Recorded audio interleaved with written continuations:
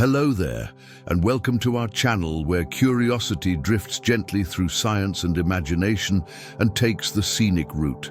Tonight, we're not just tucking into the mysteries of time or the rhythm of our own biology, but peering a little farther just beyond our planet, to wonder about a possibility that's both thrilling and quietly unsettling. What if the first civilization didn't rise here on Earth at all, but instead on Mars, a world we usually picture as barren, cold, and silent?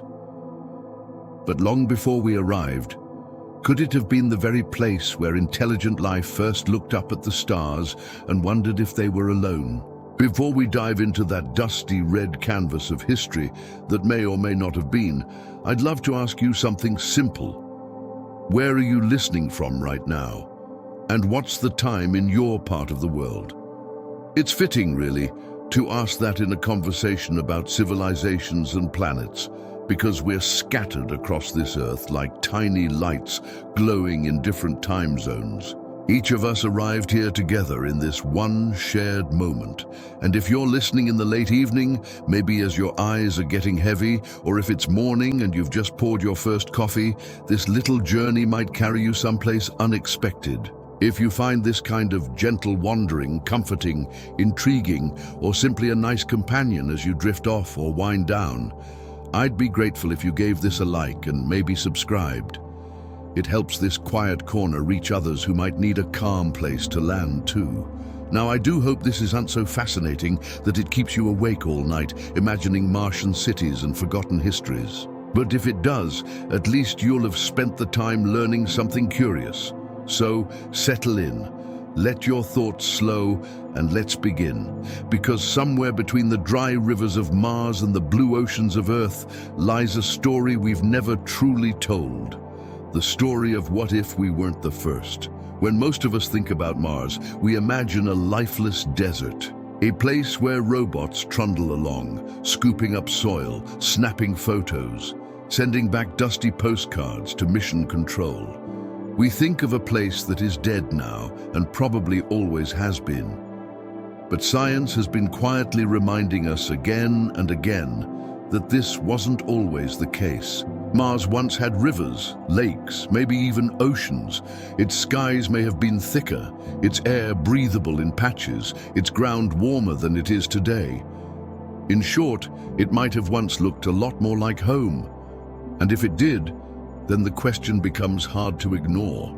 Could it have been the stage for a story like ours, only much earlier? Civilizations, after all, don't just spring out of nowhere. They need a place that's forgiving, at least for a while. They need water, food, energy, and time. On Earth, we got that lucky combination. And here we are thousands of years later, building cities, inventing science, and even sending machines to Mars. But if Mars once had those same conditions before Earth settled into stability, then perhaps it had a head start. Maybe long before there were people building pyramids on the Nile or planting rice in the valleys of Asia, there were others shaping stone or lighting fires under the faint sun of a younger Mars. It's a strange thought, isn't it? Because we're so used to thinking of Earth as the cradle of civilization, the one and only nursery of intelligence. We write stories about aliens, yes, but they're always distant, far-flung, strange. We don't often stop to consider that the aliens could have been our neighbors all along, not visitors from another star, but predecessors from the next planet over. A world you can spot with the naked eye on a clear night. That little red dot we've been staring at for millennia could be less a mystery and more a memory. Now, I'm not saying we have evidence for Martian civilizations hidden under dunes or buried in canyons. Scientists are careful about that sort of thing. But even entertaining the thought opens up questions that tug at something deep. What would it mean if Mars was first? What would it mean if Earth inherited its chance at civilization not as pioneers, but as seconds in line? And perhaps most fascinating of all, if there really was a civilization there, what became of it? The history of our own planet reminds us that environments change, seas rise and fall, forests turn into deserts, civilizations rise and collapse. Sometimes the collapse is slow, stretched across centuries. Other times it's sudden. Floods, droughts, volcanoes, disease, all reshuffling the stage on which humans try to survive. On Mars, those changes would have been sharper, less forgiving. A world cooling faster than Earth, losing its magnetic field, watching its atmosphere thin out until the winds stripped it bare. For us, climate change feels like a pressing challenge for the next 100 years. For a Martian civilization, it might have been the challenge that defined their entire existence. Imagine them watching rivers shrink, seas dry up, food sources vanish. Imagine the ingenuity it would take to try to fight back against a whole planet shutting down around you.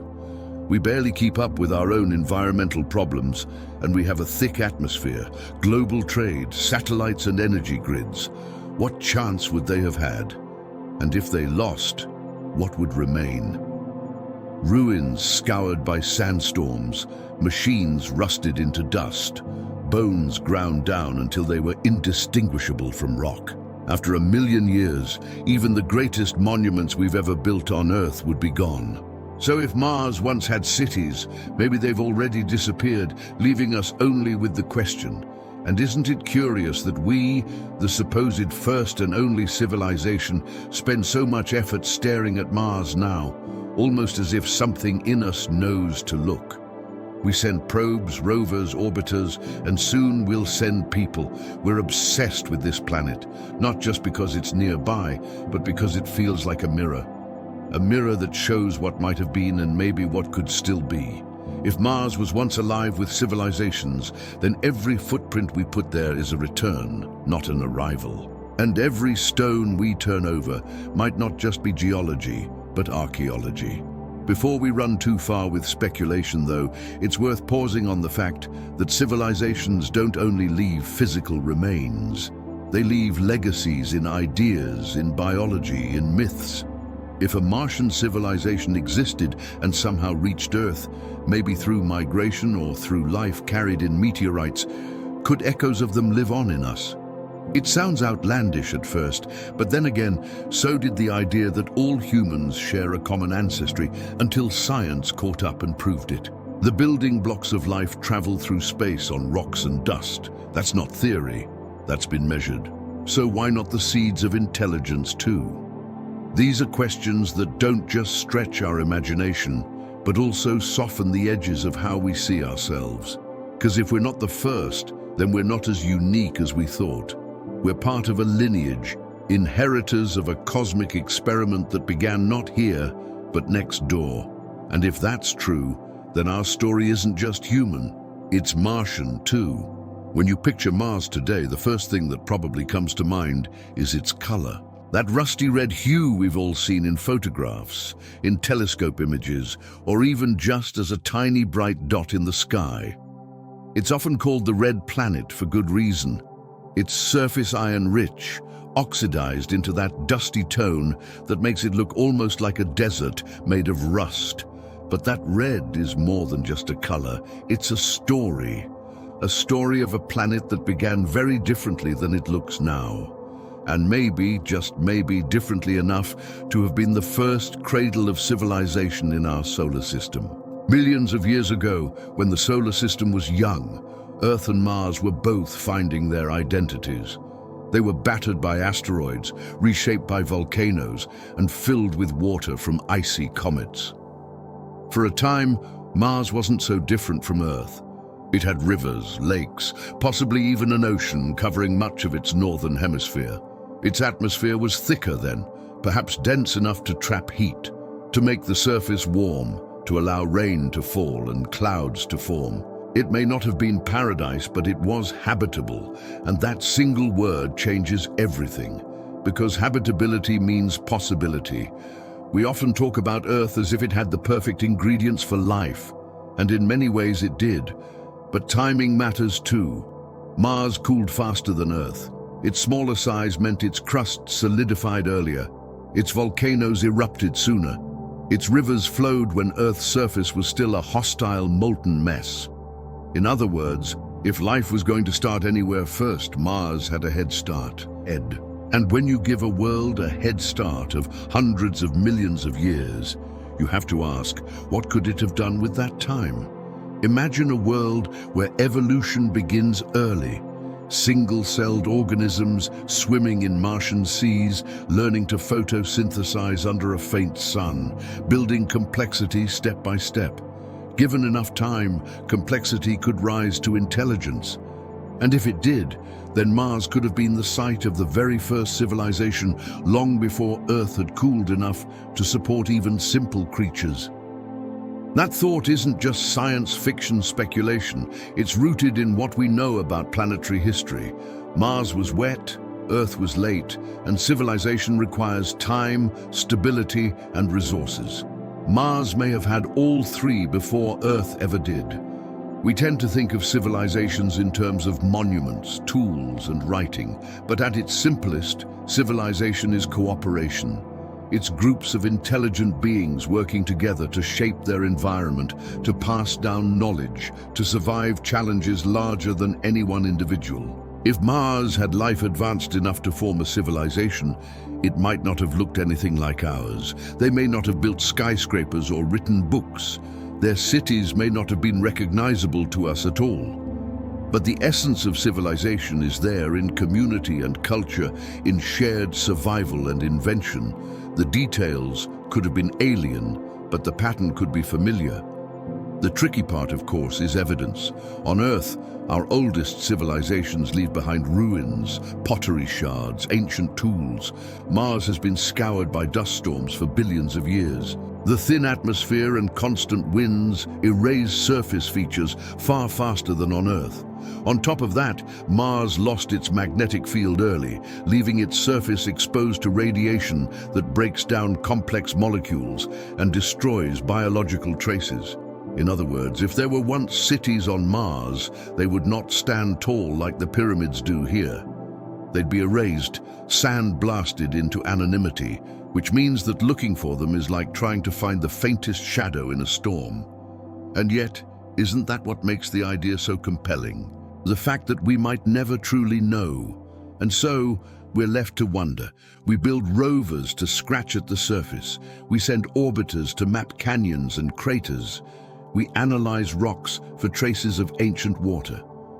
What we're really doing is listening for echoes. Echoes of a time when Mars might not have been the barren place we see now, but a planet teeming with possibility. A planet where intelligence may have risen, thrived, and eventually faded into silence. It's worth remembering that the story of Earth's civilizations is a blink in geological time. The pyramids are only about 4,500 years old. The oldest city ruins, places like Jericho, are maybe 10,000 years old. That's nothing compared to the formative billion years of planetary history. If a Martian civilization had existed even 1,000,000 years ago, let alone 1,000,000,000, its traces would almost certainly be gone. Entire continents shift in less time on Earth. On Mars, erosion and impacts would bury everything.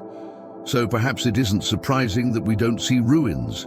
The surprise would be if we did. Still, scientists are cautious. They look for microbial life, fossilized bacteria, organic molecules. But every time a new discovery comes back, methane plumes in the atmosphere, unusual rock formations, chemical traces, it sparks the question again. Could this be a clue not just to life, but to something more? We may never find the answer, but asking the question changes how we see ourselves. Because if Mars had civilizations first, then Earth is not the beginning of the story, just the continuation. The red color of Mars isn't just rust, it's memory. It's the planet's surface recording billions of years of change. Every grain of dust is like a page in a book we can't quite read. And somewhere in those pages could be the faint outline of a beginning older than our own. A red beginning written before Earth had even turned its first page. If you stand on the surface of Mars today, or at least if you imagine standing there, the first thing you would notice is the silence, not the comfortable kind you get in a library or a quiet room, but a vast, heavy silence that presses down from every direction. The thin atmosphere carries almost no sound, and the wind, though constant, doesn't roar the way it does on Earth. It whispers, faint and dry, moving dust across the plains, sculpting ridges and dunes and erasing whatever was once there. That dust, fine as powder, covers nearly everything, giving the planet its rusty skin and hiding the deeper layers where its past is buried. If Mars once held a civilization, then what remains of it would not be the kind of towering ruins we see here at home, but the faintest whisper of dust and stone. The surface of Mars is a record book, but not one that's easy to read. Impact craters dot the landscape like scars, some ancient, some relatively new in geological terms. Volcanic plains spread for hundreds of miles, frozen in time, remind us of when the planet's interior was still active, still alive with heat and motion. The canyon stretches wider and deeper than anything on Earth, like Val Marini's, a gash across the planet so massive it makes the Grand Canyon look like a crack in the sidewalk. Each of these features tells a story, and together they paint a picture of a world that was once far more dynamic than the quiet desert we see now. For a civilization trying to thrive there, these features would have been both opportunity and challenge. Rivers carved valleys where settlements could grow. Volcanoes provided warmth and minerals, but the same forces could also wipe them away. Stone is stubborn. It can last for millions of years if left untouched. But Mars is not kind to permanence. Dust storms sweep across the entire planet, sometimes lasting for months, obscuring sunlight, lowering temperatures, and grinding down surfaces. If you built a monument there, it wouldn't stand tall for long. It would be sandblasted, buried, and eventually reduced to shapes no one could recognize. On Earth, the pyramids survive because the climate of Egypt is unusually dry and stable, but even they are wearing down with time. Now imagine trying to preserve something on Mars for not thousands but millions of years. It becomes clear why we see nothing obvious. The silence of the planet is matched by its ability to hide its past. Still, even whispers leave traces. On Earth, archaeologists can reconstruct entire cultures from broken shards of pottery, worn carvings, or simple post holes in the ground. On Mars, the equivalents might not be human artifacts, but unusual mineral deposits, strange geometric formations, or layers of sediment that look out of place. Already, orbital images have revealed structures that make some people wonder. Grids of ridges, straight lines, even formations that look uncannily artificial until closer analysis suggests otherwise. Most are explained as natural geology, and rightly so. But the fact that they spark such speculation shows how eager we are to hear whispers in the dust. If an ancient civilization lived on Mars, its memory would not come to us through intact buildings or clear inscriptions. It would arrive as ambiguity, as things we can't quite explain but can't fully dismiss either. A layer of magnetized rock that doesn't match the planet's known history. A pocket of chemical compounds that seem oddly complex. A pattern in the landscape that resists simple geological explanation.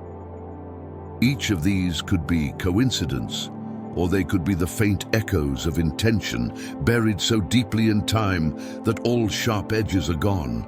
The challenge is telling the difference. There's a strange comfort in this uncertainty. It means we're left to imagine, to fill in the blanks with possibilities.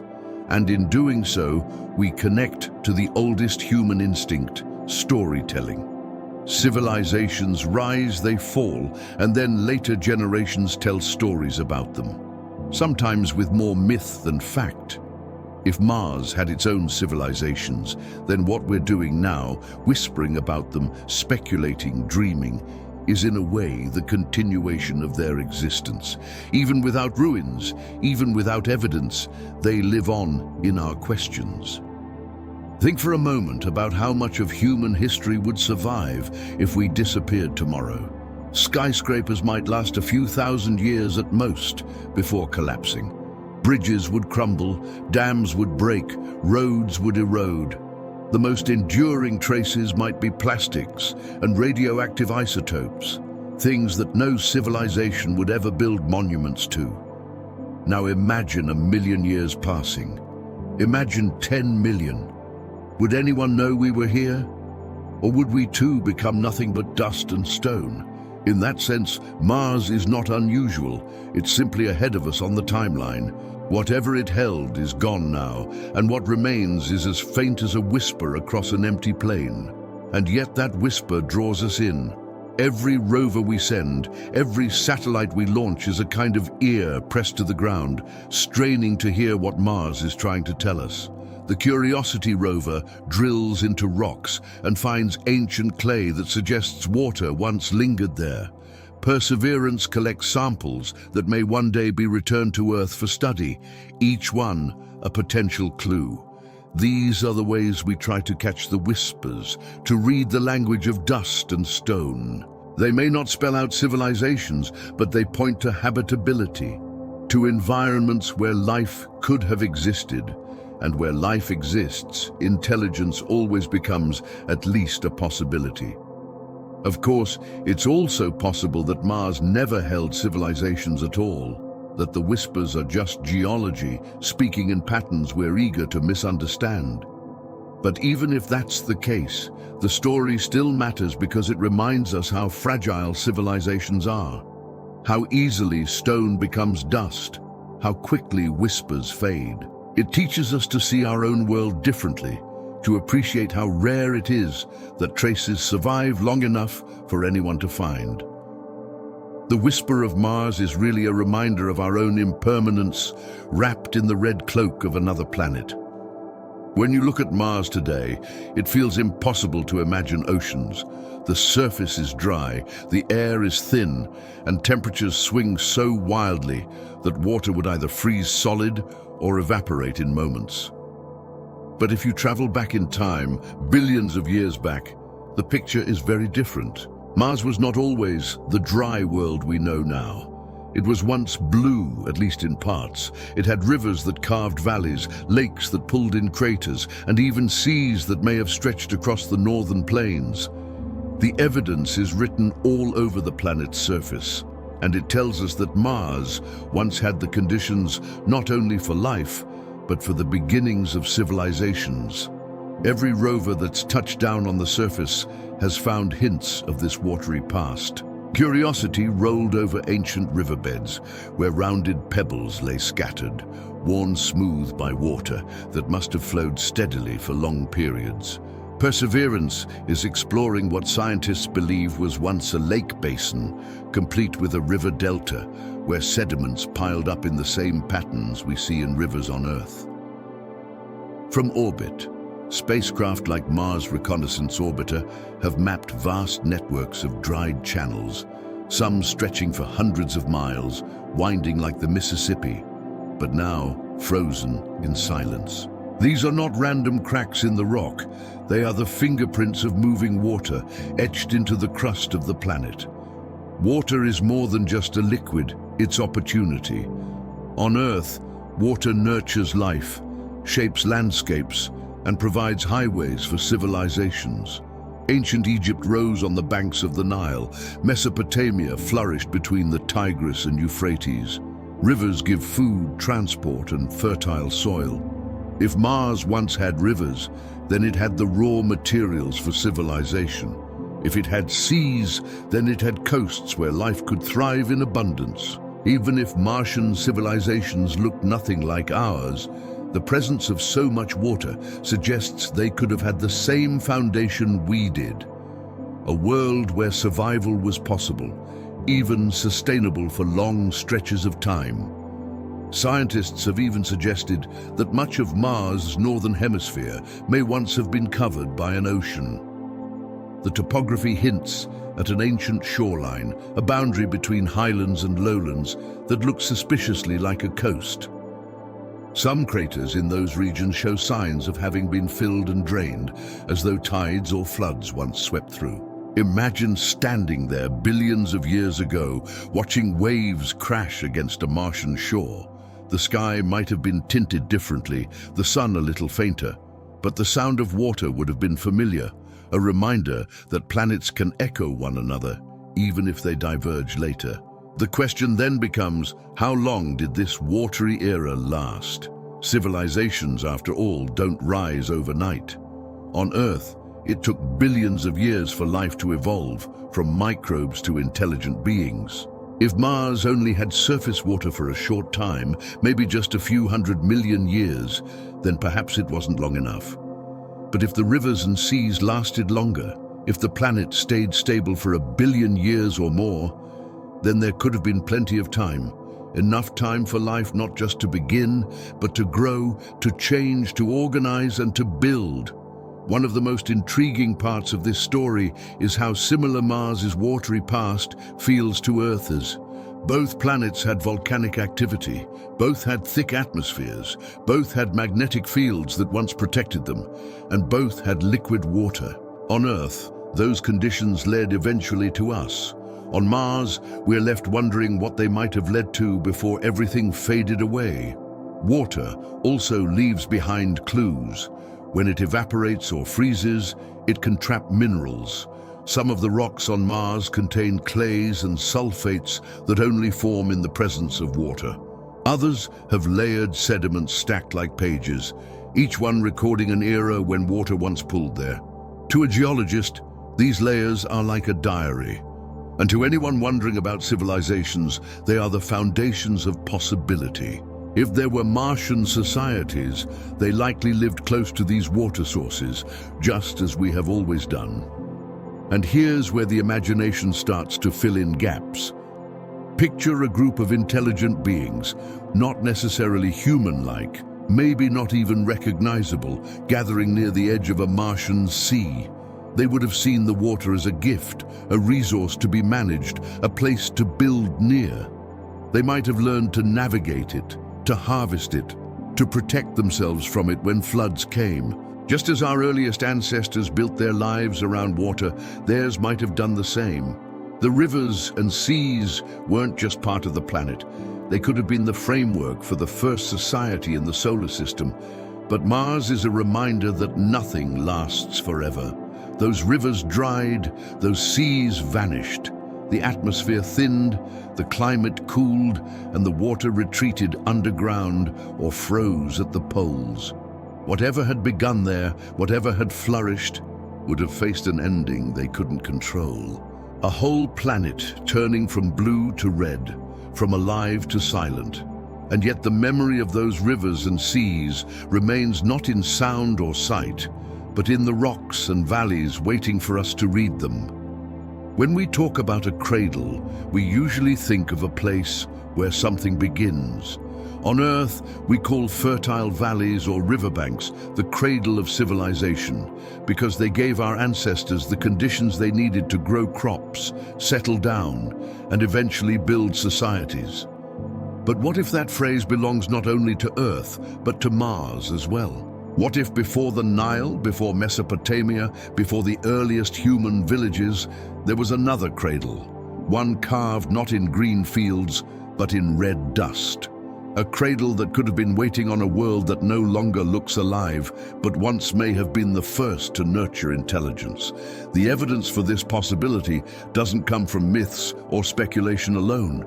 It comes from the ground itself. Mars shows us dried riverbeds, ancient deltas, minerals that can only form in water, and landscapes that look eerily familiar to anyone who has studied Earth's geology.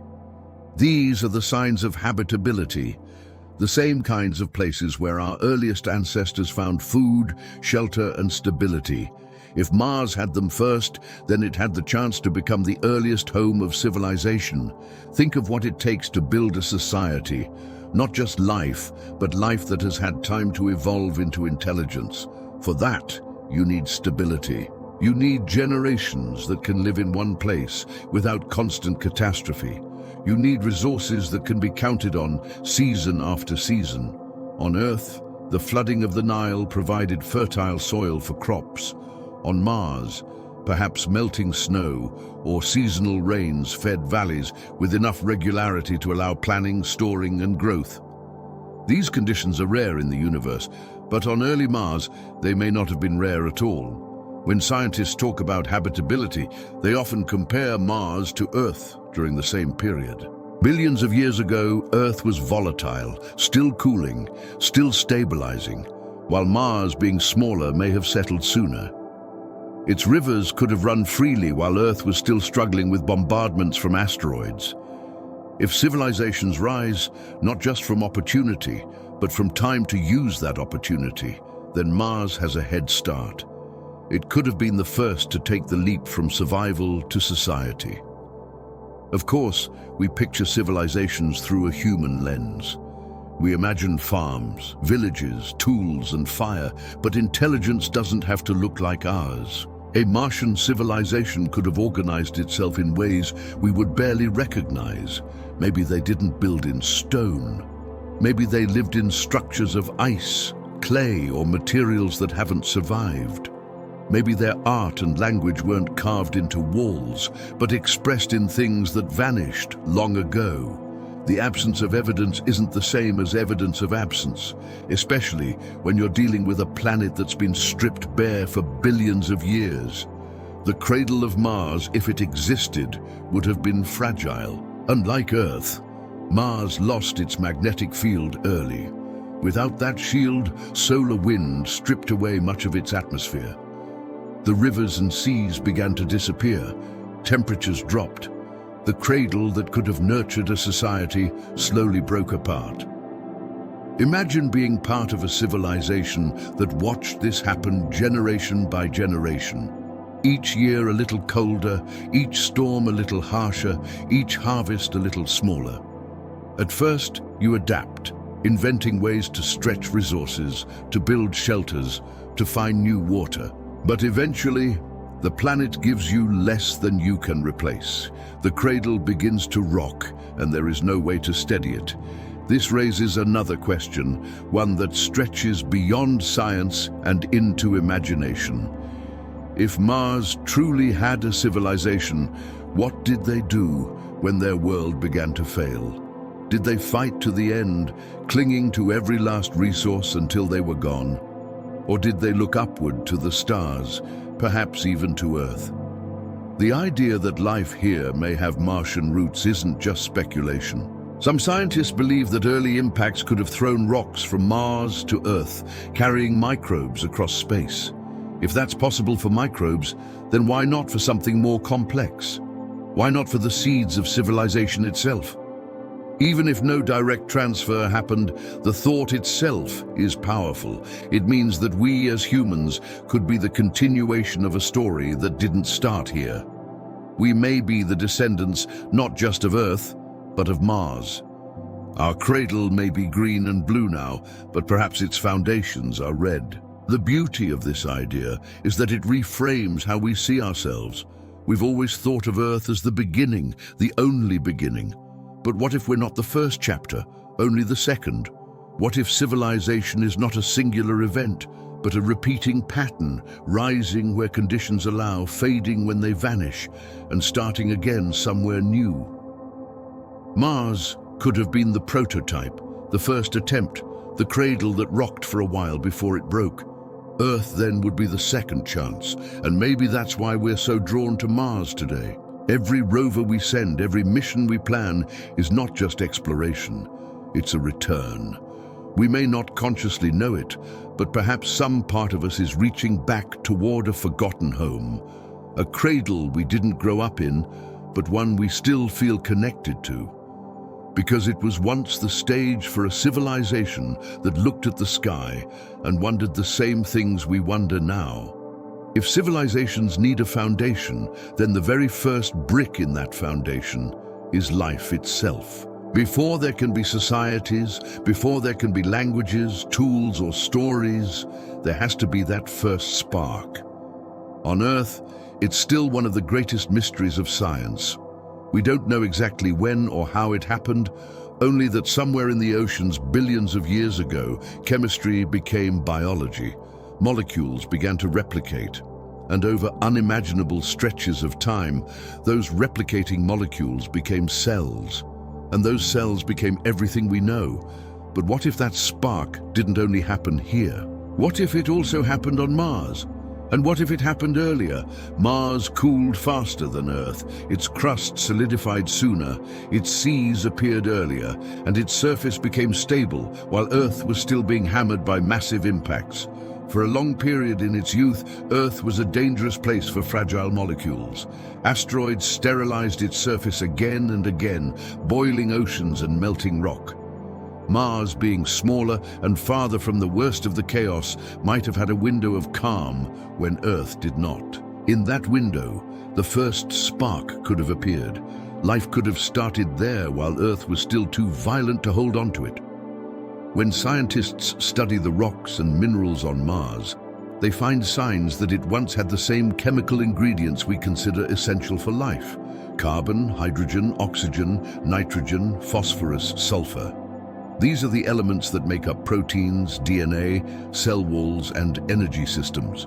They're the letters of the biological alphabet.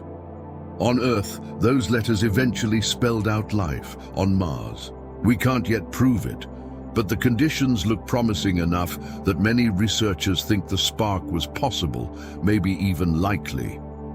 If life began on Mars, it may have looked similar to early Earth life. Tiny microbes living in water, clinging to rocks, feeding on chemical gradients. They wouldn't have been visible to the naked eye, but they would have been doing the same slow, patient work of transforming a planet that microbes did here. They could have produced gases, altered minerals, maybe even left behind fossils too small for us to notice yet. And if they had enough time, if the planet remained stable long enough, those microbes might have taken the first steps toward complexity. The thought of two worlds sparking life separately is fascinating.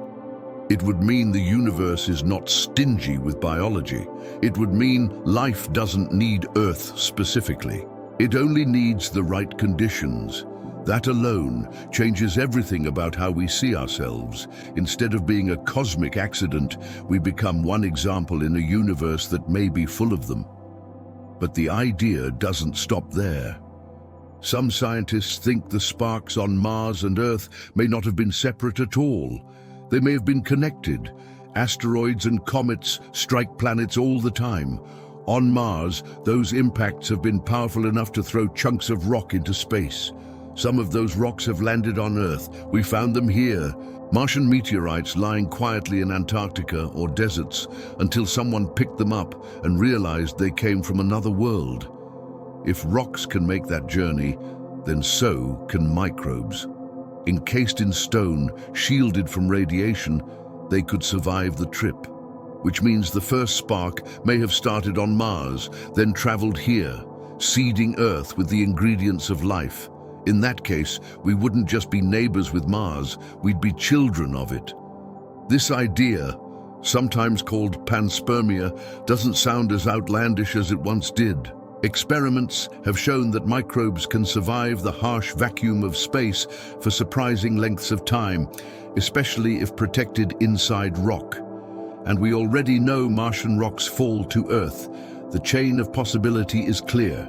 Impact, ejection, spaceflight, landing, survival, growth. It's not guaranteed, but it's not impossible either.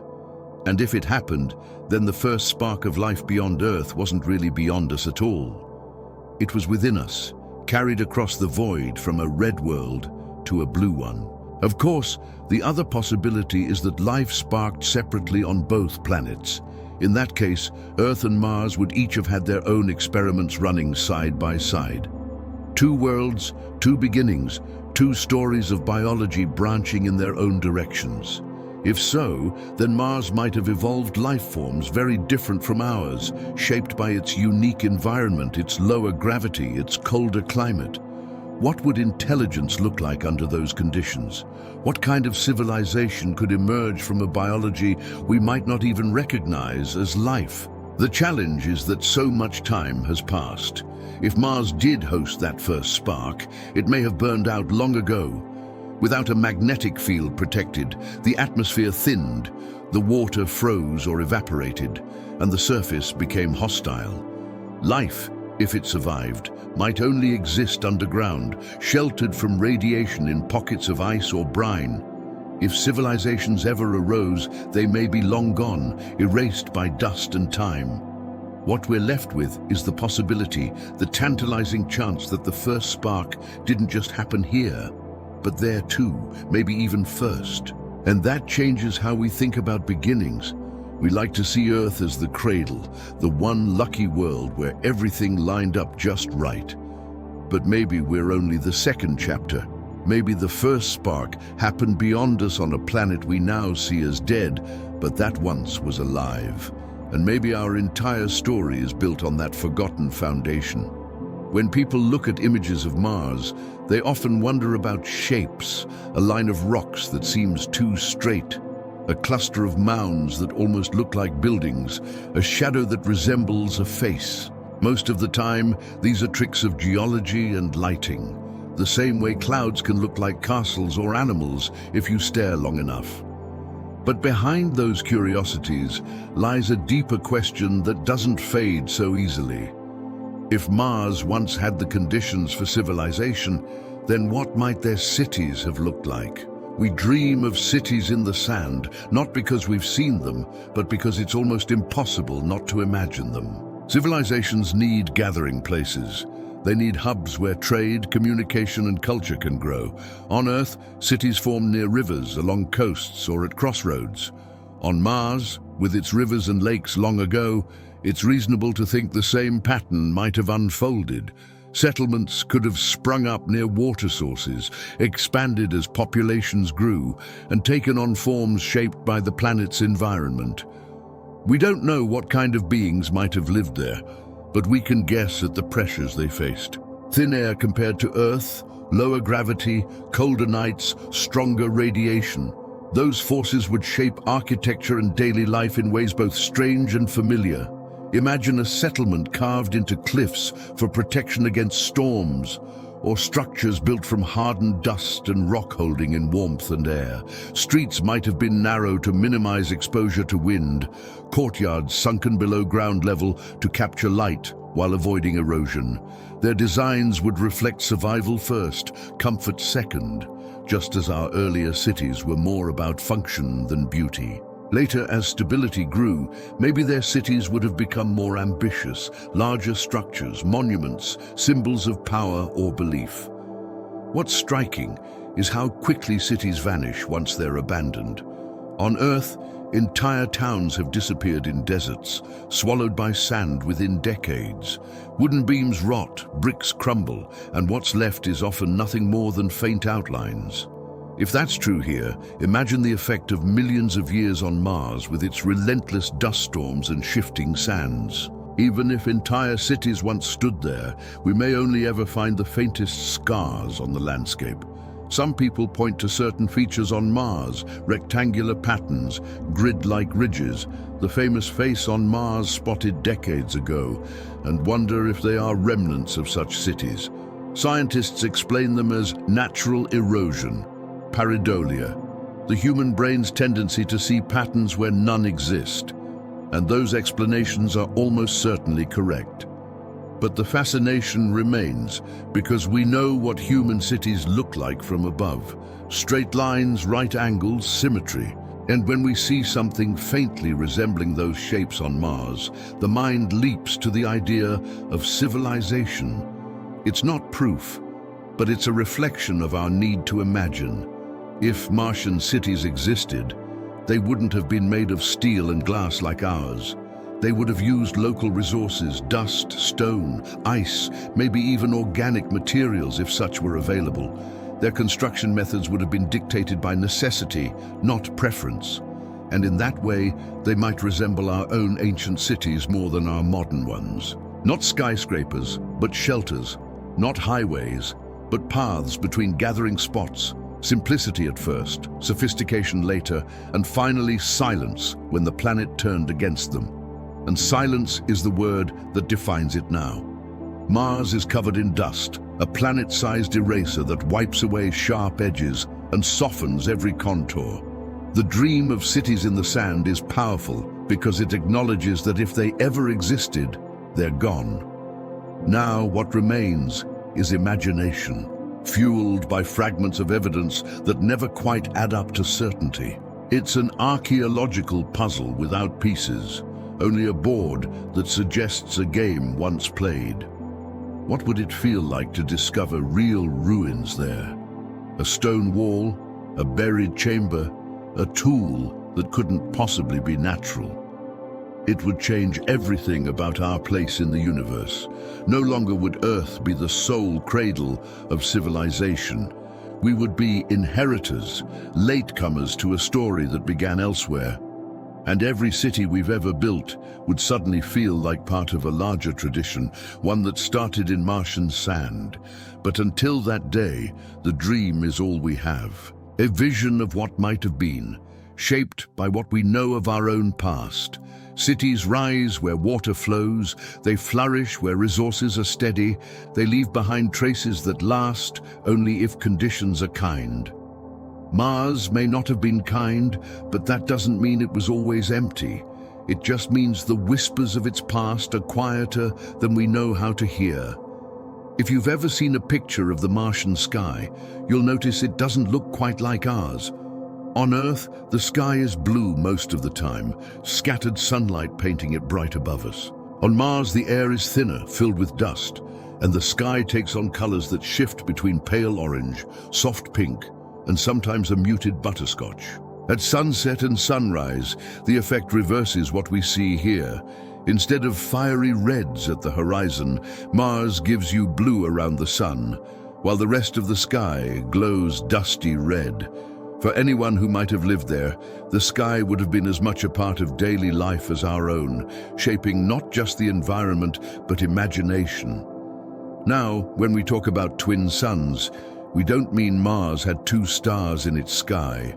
It shared the same sun as Earth, but it did have two moons, Phobos and Deimos, tiny companions compared to our large, bright moon. They look more like captured asteroids than true moons, irregularly shaped, scarred by craters. From the Martian surface, they would have given the impression of multiple suns at times, rising and setting in odd patterns.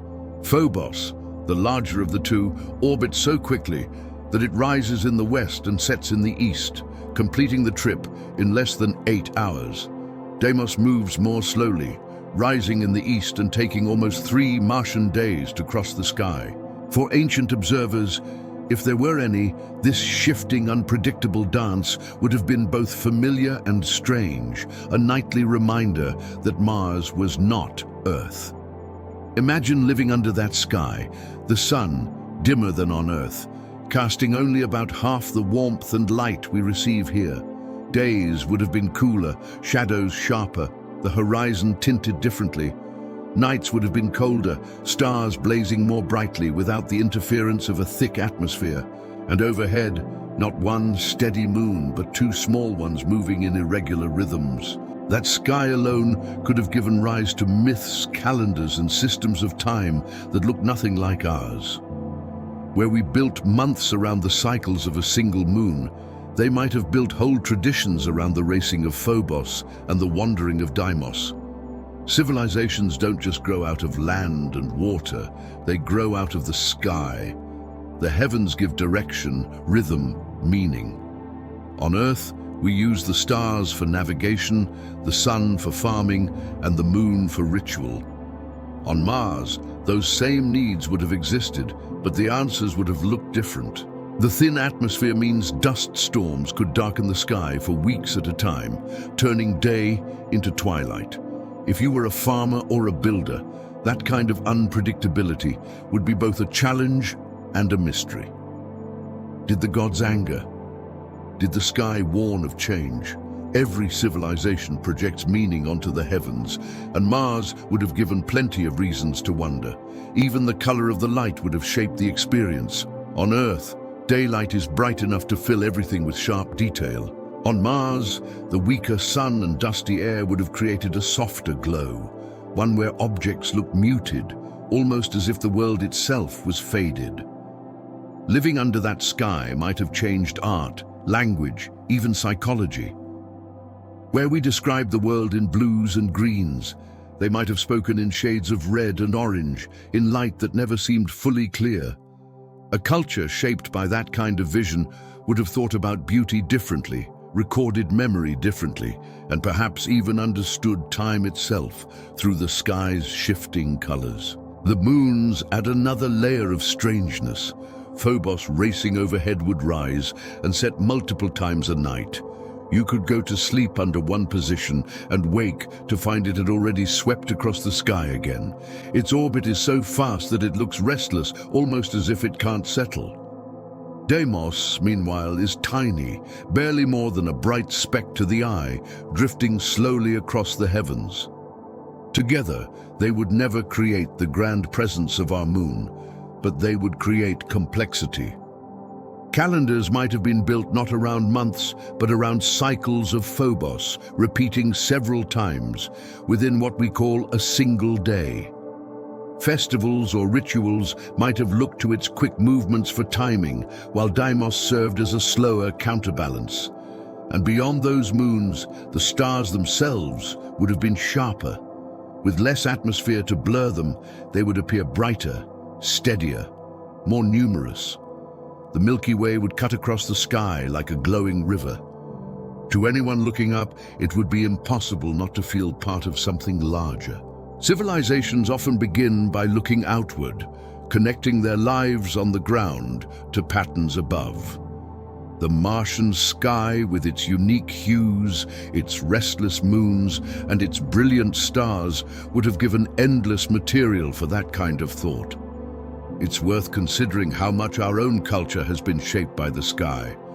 From Stonehenge to the pyramids, from Mayan observatories to modern telescopes, our architecture and our sense of meaning are tied to what we see above us. If Mars had its own civilizations, their great works may have been aligned not to our sun and moon, but to theirs. Structures pointing to the rising of Phobos, markers tracking the rare alignment of both moons, calendars carved around the dim cycle of the sun in dust-laden skies. We may never find those markers, but the logic that produces them is universal. Look up, see order, give it meaning, build it into your culture. The dream of cities in the sand we spoke of earlier becomes richer when you place them under this sky. Imagine standing in a settlement at dusk, the air cooling quickly, the sun dipping low and casting a pale blue glow just around its disk, while the rest of the sky is red. A crowd gathers in a square, not to watch one moon rise, but two, one racing upward, the other drifting slowly. Both remind us that time passes differently here.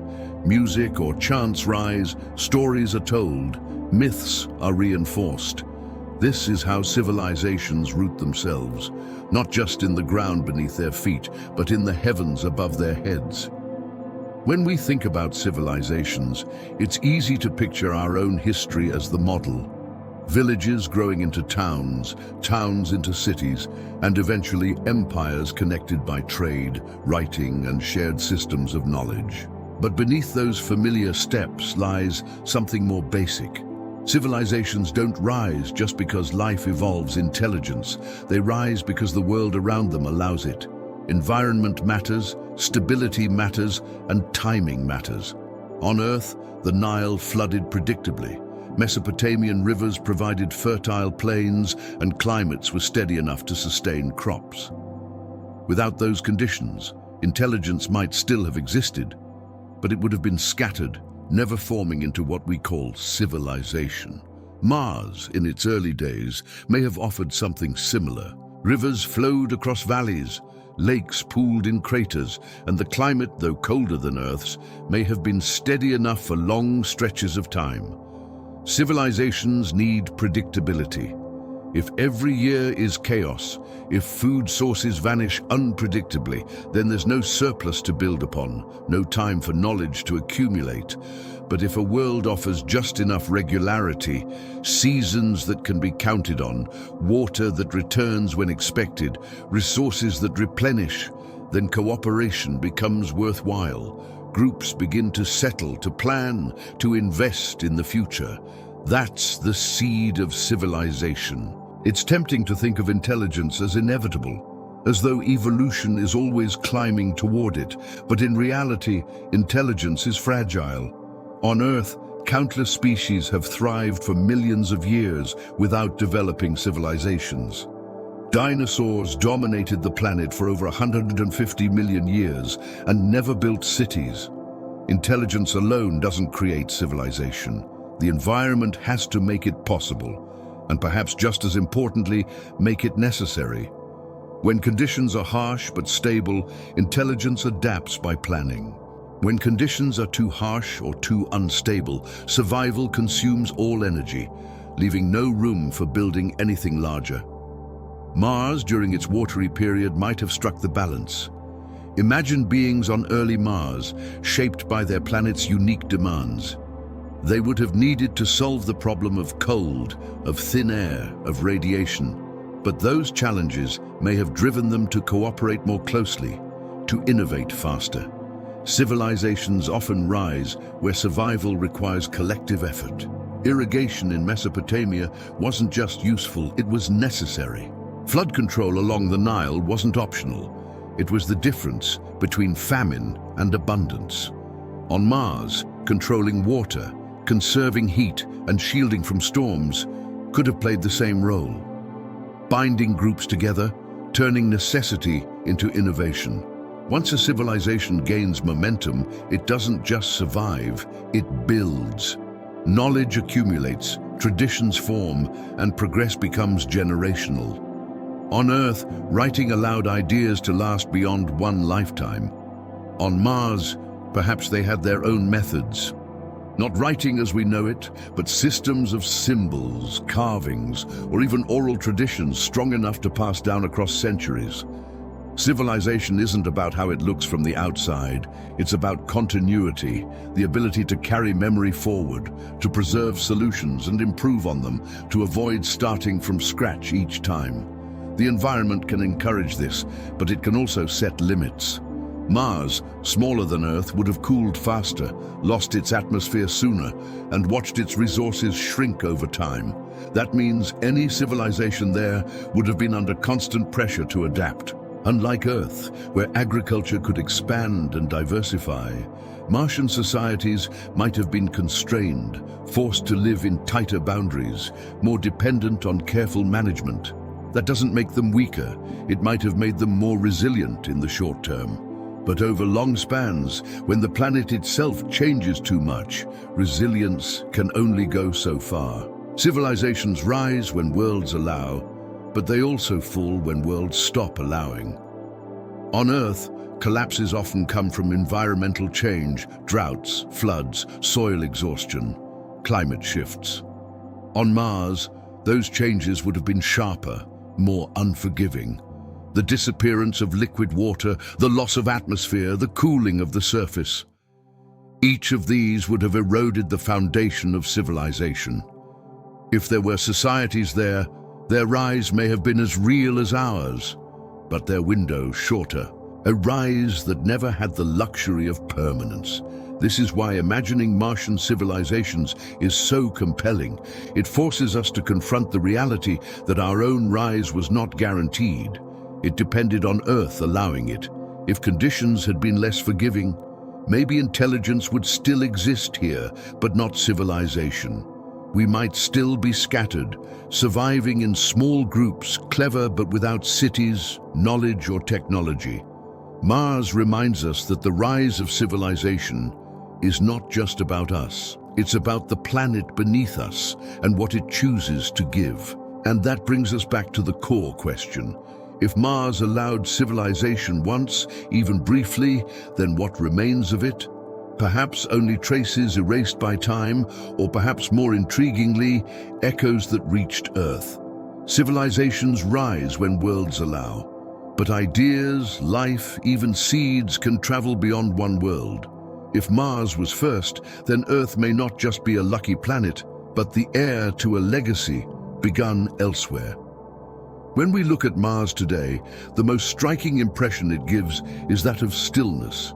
It looks frozen in time, a world where nothing much happens anymore. No oceans, no forests, no animals. Just dust drifting in thin winds across a surface carved long ago. But Mars wasn't always this way. It used to be warmer, wetter, more alive with motion. Over time, it changed. The rivers dried up, the lakes vanished, and the air thinned until what remained was a planet that seemed to grow colder and quieter with every passing millennium. To imagine a civilization living through that change is to imagine what it means when your entire world starts slipping away. Not in sudden catastrophe, but in slow decline. Mars lost its magnetic field early in its history, and that was the beginning of the end. Without that shield, the solar wind had free access to the atmosphere. Bit by bit, particles were stripped away. Gases that had once held in warmth and pressure were blown into space. At first, the change might not have been noticeable to those who lived there. Seasons still came and went. Water still flowed in valleys. Crops or food sources might still have been gathered, but over generations, the air would have thinned. The nights would have grown colder, and the struggle to survive would have grown sharper. Civilizations can adapt to change, but only up to a point. On Earth, we've adjusted to droughts, floods, volcanic eruptions, even ice ages. But what happens when the planet itself is turning against you? When does each century give you less than the last?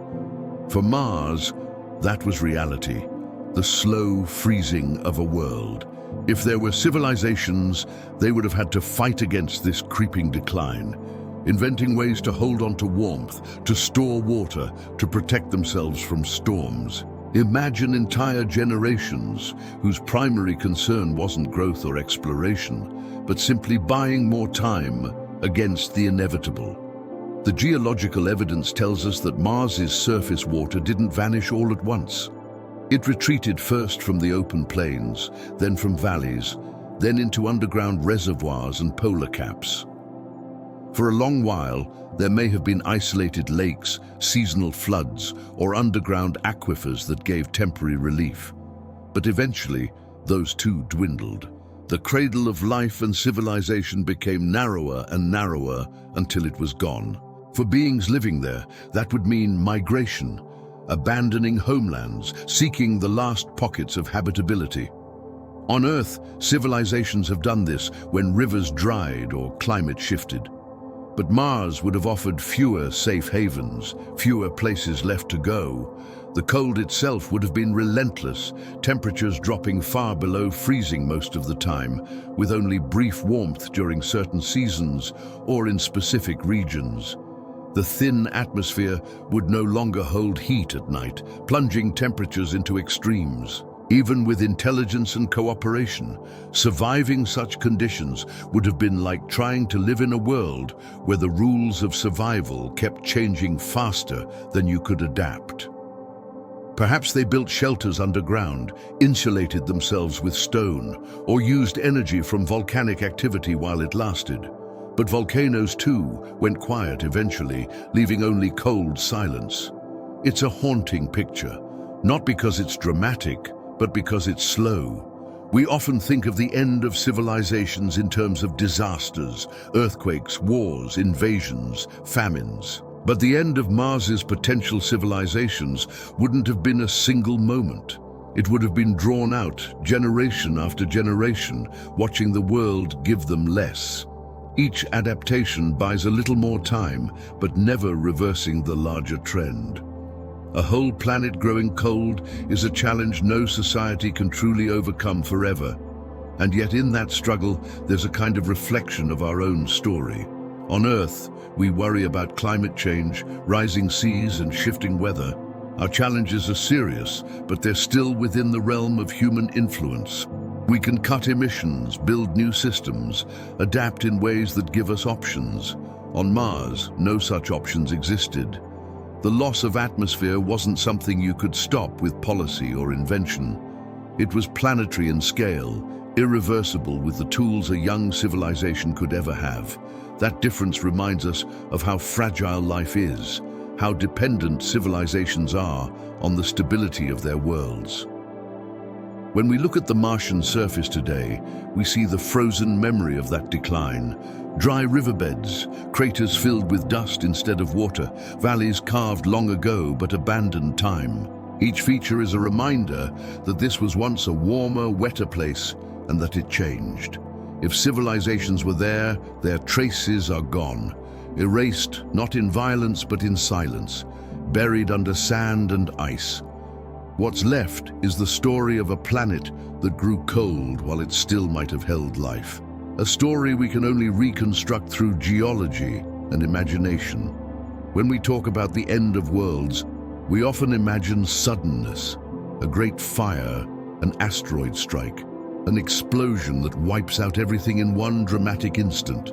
But most endings are quieter. They don't arrive with a crash. They creep in slow and steady until one day what was once normal is gone, and no one can remember when it slipped away. That is the kind of ending Mars lived through.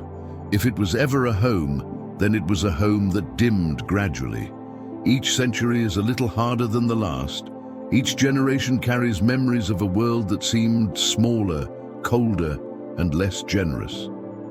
The story begins with the loss of its magnetic field, that invisible shield that protected Mars's atmosphere in its youth.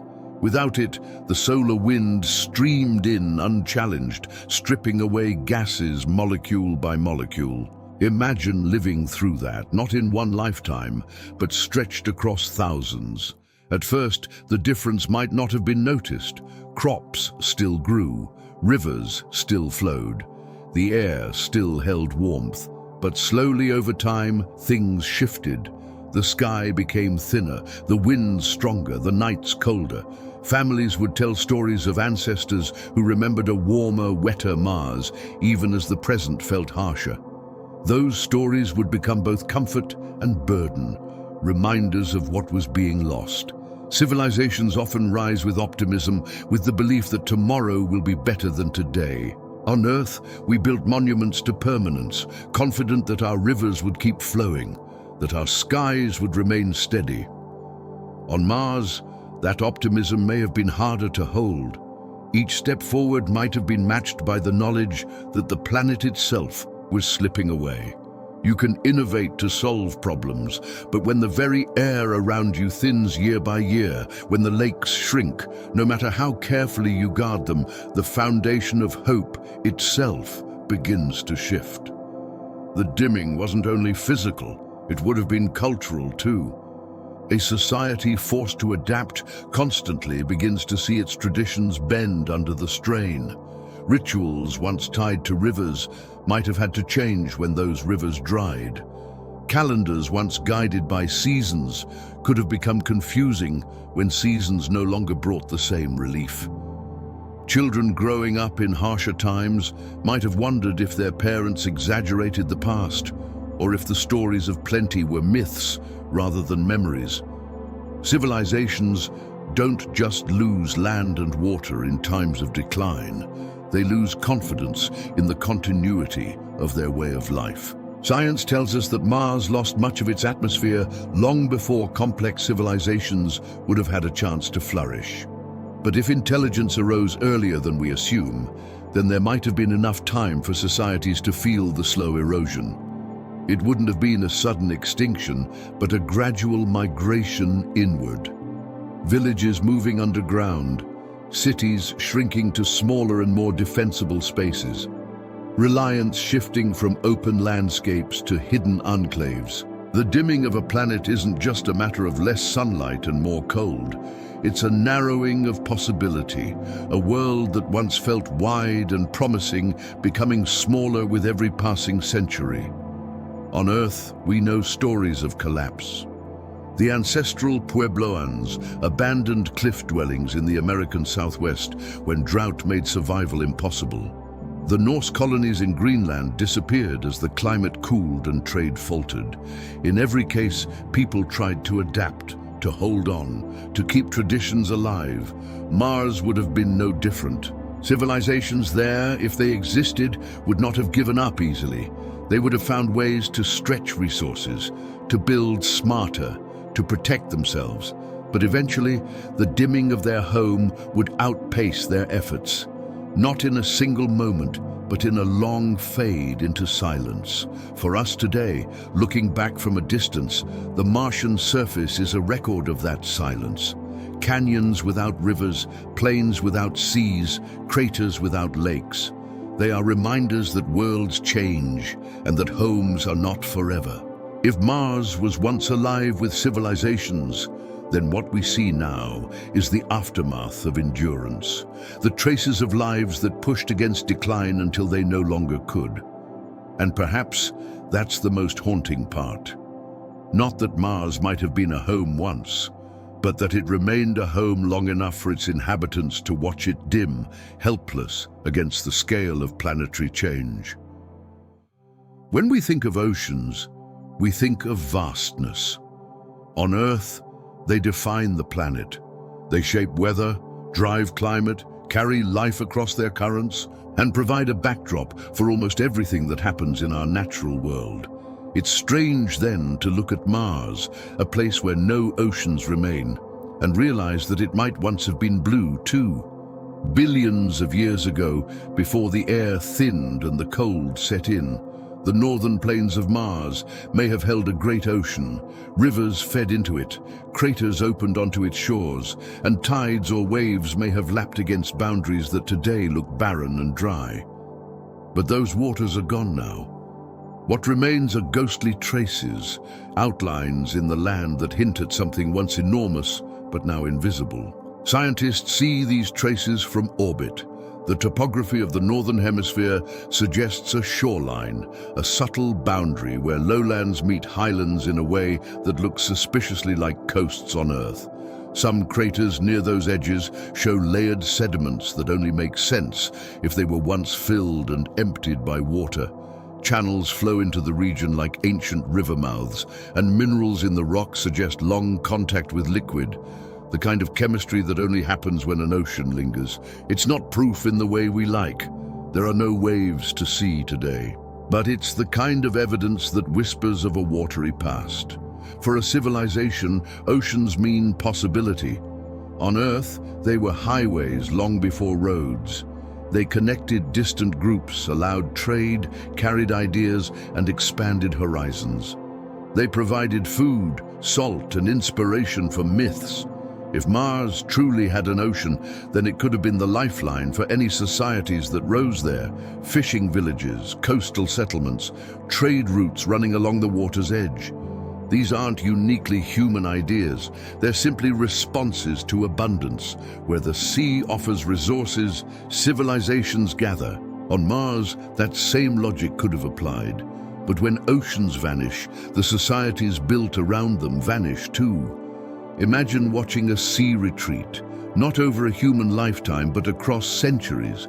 Each generation sees the shoreline pull back, the waters shrink, the bounty lessens, ports become stranded, fields fed by floods go, and the horizon looks emptier year by year. For Martian civilizations, if they existed, that retreat would have been more than a natural disaster.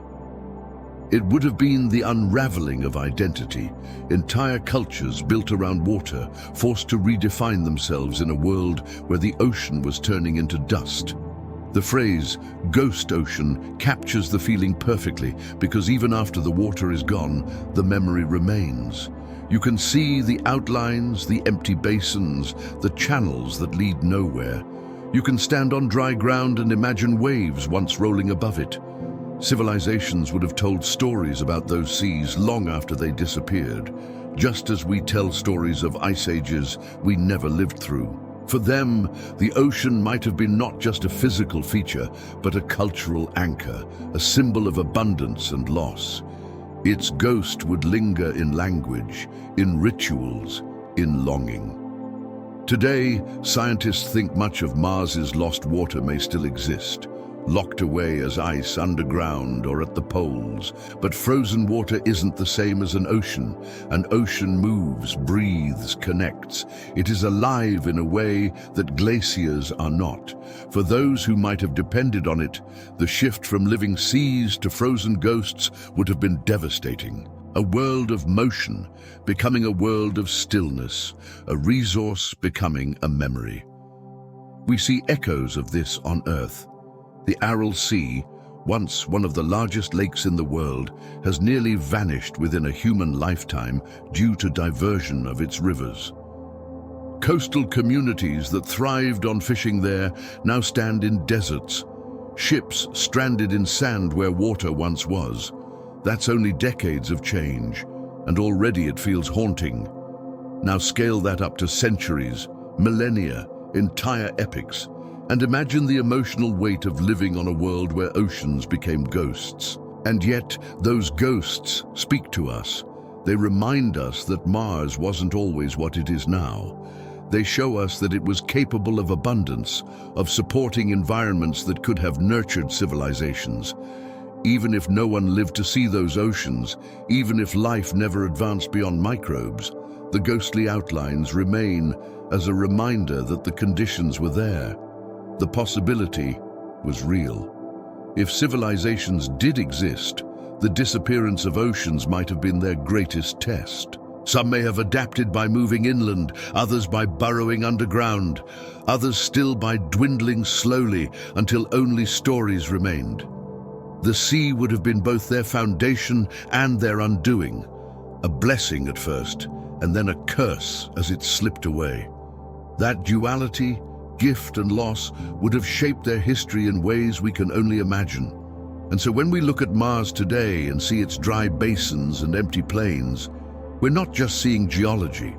We're seeing the outlines of what might once have been a stage for life, for community, for civilization. Oceans that became ghosts, carrying with them the memory of a time when Mars was not silent but alive. When we talk about spring, we think of renewal. It's the season of growth, the time when life returns after the cold.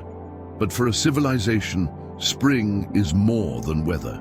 It's an era when conditions are right, when the world gives enough for life to not only survive, but to flourish. Civilizations rise in their own version of spring, when rivers flow, soils are fertile, and skies are steady enough to plan for tomorrow. Mars, if it ever held civilizations, must have had its spring too. A period when water was still common, when climates hadn't yet turned hostile, when people, if we can call them that, could count on the planet to provide. But like any season, it couldn't last forever. The story of Mars is the story of a world facing the end of spring.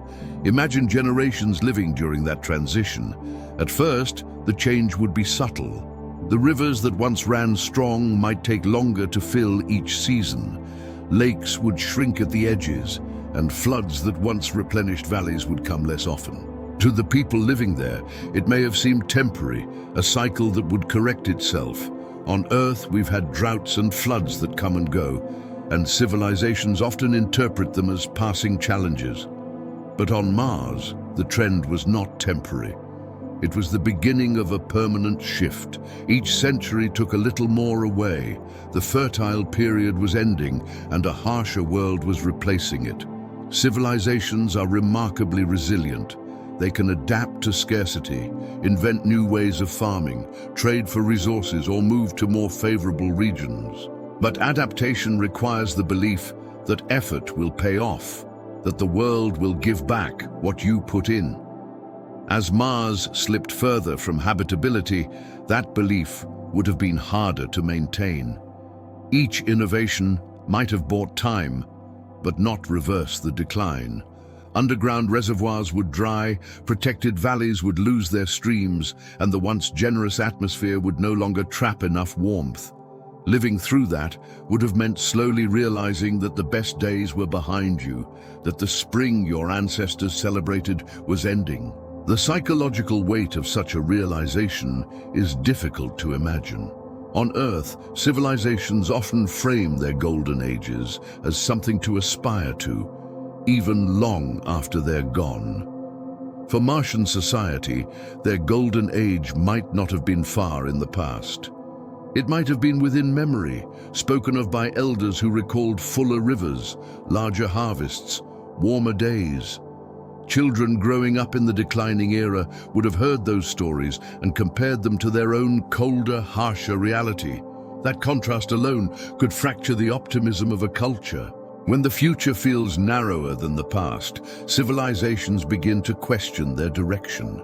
But questioning doesn't mean surrendering. A society facing the end of spring would have worked desperately to extend it.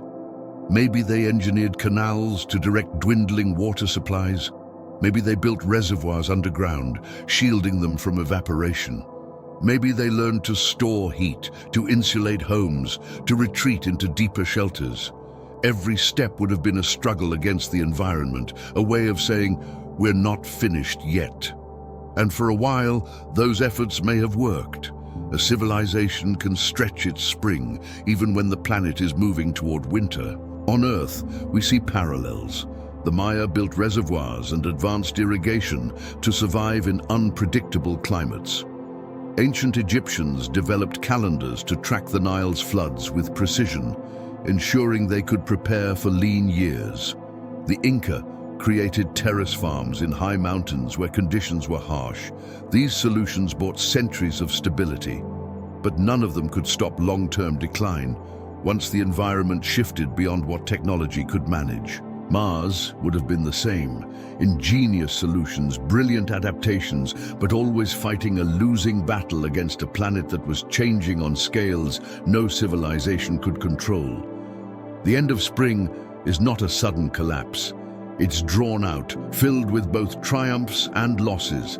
A harvest saved here, a city relocated there, knowledge preserved even as populations dwindle. To live through it would have been to experience constant uncertainty. Do you believe in the future enough to build monuments, or do you focus only on survival? Do you pass down stories of abundance, or do you prepare your children for scarcity? A civilization facing the end of spring is not only fighting the cold, it's fighting despair. And yet there is something deeply human, or perhaps universal, in that struggle. To keep building when the world is fading, to keep telling stories when the environment tells you they won't matter. Civilizations often find meaning in resilience even when they suspect the end is coming. On Mars, that resilience might have been their defining trait. Not the size of their cities, not the length of their reign, but the courage to endure while the planet slowly turned against them. If you were part of a civilization on Mars, watching your world fade, what options would you have left?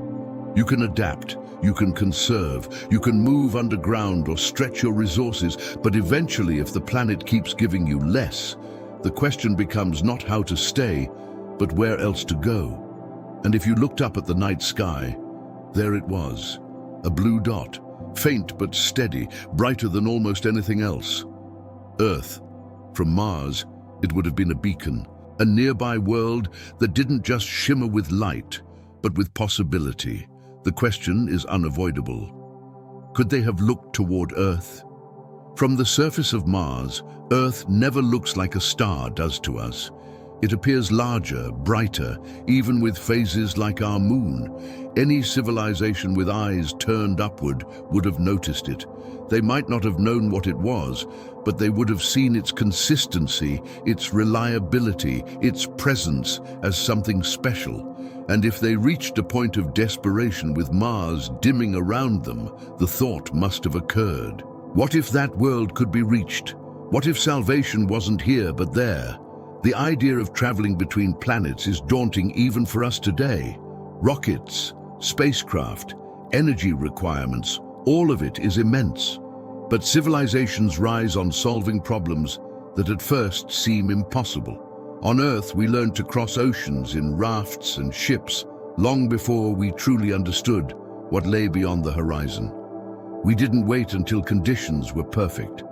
We went because staying still meant limits. If a Martian civilization was advanced enough, perhaps they looked at Earth in the same way sailors once looked at uncharted seas. Risky, yes. Impossible, maybe not. There's also the possibility that their journey wouldn't have required conscious planning. If Mars was undergoing impacts from asteroids or volcanoes, debris could have been thrown into space, carrying life in its simplest forms. Microbes, spores, even fragments of biological material could have hitched rides on rocks that eventually fell to Earth. That's panspermia, the idea that life on Earth might have Martian origins. In that sense, Mars didn't just look toward Earth. It reached it not with ships or deliberate effort, but through natural processes. If so, then we are their legacy. We are what they became. But let's stretch the idea further. Suppose they had the intelligence and technology to make the attempt consciously. What would that have looked like? They might not have needed rockets like ours. Maybe they used different principles, or maybe their technology was simpler, but still effective enough for short interplanetary travel. The distance between Mars and Earth varies, but at its closest, it's about 34 million miles. For us, that's still enormous. For them, perhaps it was a final chance worth taking. Even a single successful journey could have carried seeds of survival to a new world. And think about the timing. If Earth was still young, with abundant oceans, a thick atmosphere, and fertile landscapes, then arriving here would have been like stepping into paradise compared to the failing home they left behind. They wouldn't have needed to terraform Earth. It was already ready. All they would have had to do was adapt themselves to it, or perhaps allow time to adapt to them. Over generations, their descendants might have blended so fully into the new environment that no trace of their Martian origin remained obvious. Earth would have absorbed them, and we would never know the difference. It's a haunting possibility, not because it sounds like science fiction, but because it's so difficult to rule out. We know material has traveled from Mars to Earth. We know life on both planets could have shared chemistry. We know civilizations once pushed to the edge will attempt extraordinary things to survive. Could we then be the answer to the Martian question? Could their final act of resilience have been to send part of themselves here, ensuring that even as Mars grew silent, their story would continue on Earth? If so, it changes how we see ourselves. We are not just Earth's children. We are heirs to another world's desperation, the continuation of a civilization that looked upward and saw possibility. When we wonder if we are alone in the universe, perhaps the answer has always been closer than we think. Not out among the distant stars, but in our own blood. If they looked toward Earth, and if they succeeded, then we are them. Their story didn't end. It's still unfolding here and now. The idea that life can move between worlds sounds like the kind of speculation that belongs in science fiction, but it has long been a serious question in science itself. When we talk about seeds, we usually mean something small, self-contained, carrying the potential to grow when given the right environment. Life in its earliest forms behaves in much the same way. It doesn't take much. A single microbe shielded inside a fragment of rock could be enough to begin a chain that transforms a planet. If Mars once held life, then its decline didn't necessarily mean extinction. It may have meant dispersal. The seeds of life could have been carried outward across the stars, perhaps even to Earth. On Mars, impacts from asteroids and comets were frequent, each one powerful enough to blast debris into space. We know this because we found Martian meteorites on Earth, fragments of red stone that made the journey across millions of miles and landed here intact. If rock can survive that trip, then it's reasonable to think microbes hidden inside could survive as well. Studies on Earth have shown that some bacteria can endure incredible extremes: radiation, vacuum, freezing temperatures. Tucked into a protective layer of stone, they could sleep through the voyage, waiting until they landed in a place where conditions were right to wake again. In that sense, Mars may have scattered life not only to Earth, but possibly to other places too. If that happened, then the first spark of life on Earth wasn't entirely Earth's. It was Martian. We would be, in a sense, a branch of their tree, a continuation of their biology. Civilization here wouldn't just be human, it would be Martian in origin, seeded long before we took shape. That possibility reshapes how we see ourselves. We're not isolated. We're part of a wider system where worlds trade possibilities, carrying life the way winds carry seeds across fields. And this idea doesn't stop on Earth. Seeds of life could, in principle, travel far beyond. A rock launched into space doesn't always fall to the nearest planet. Some escape into wider orbits, drifting for millions of years. Most would never find another world suitable for life. But a few might. If even 1 in a billion carried its passengers to fertile ground, then life could spread across great distances, hopping from one planet to another, from one star system to another. It's slow, it's uncertain, but in cosmic time, it's possible.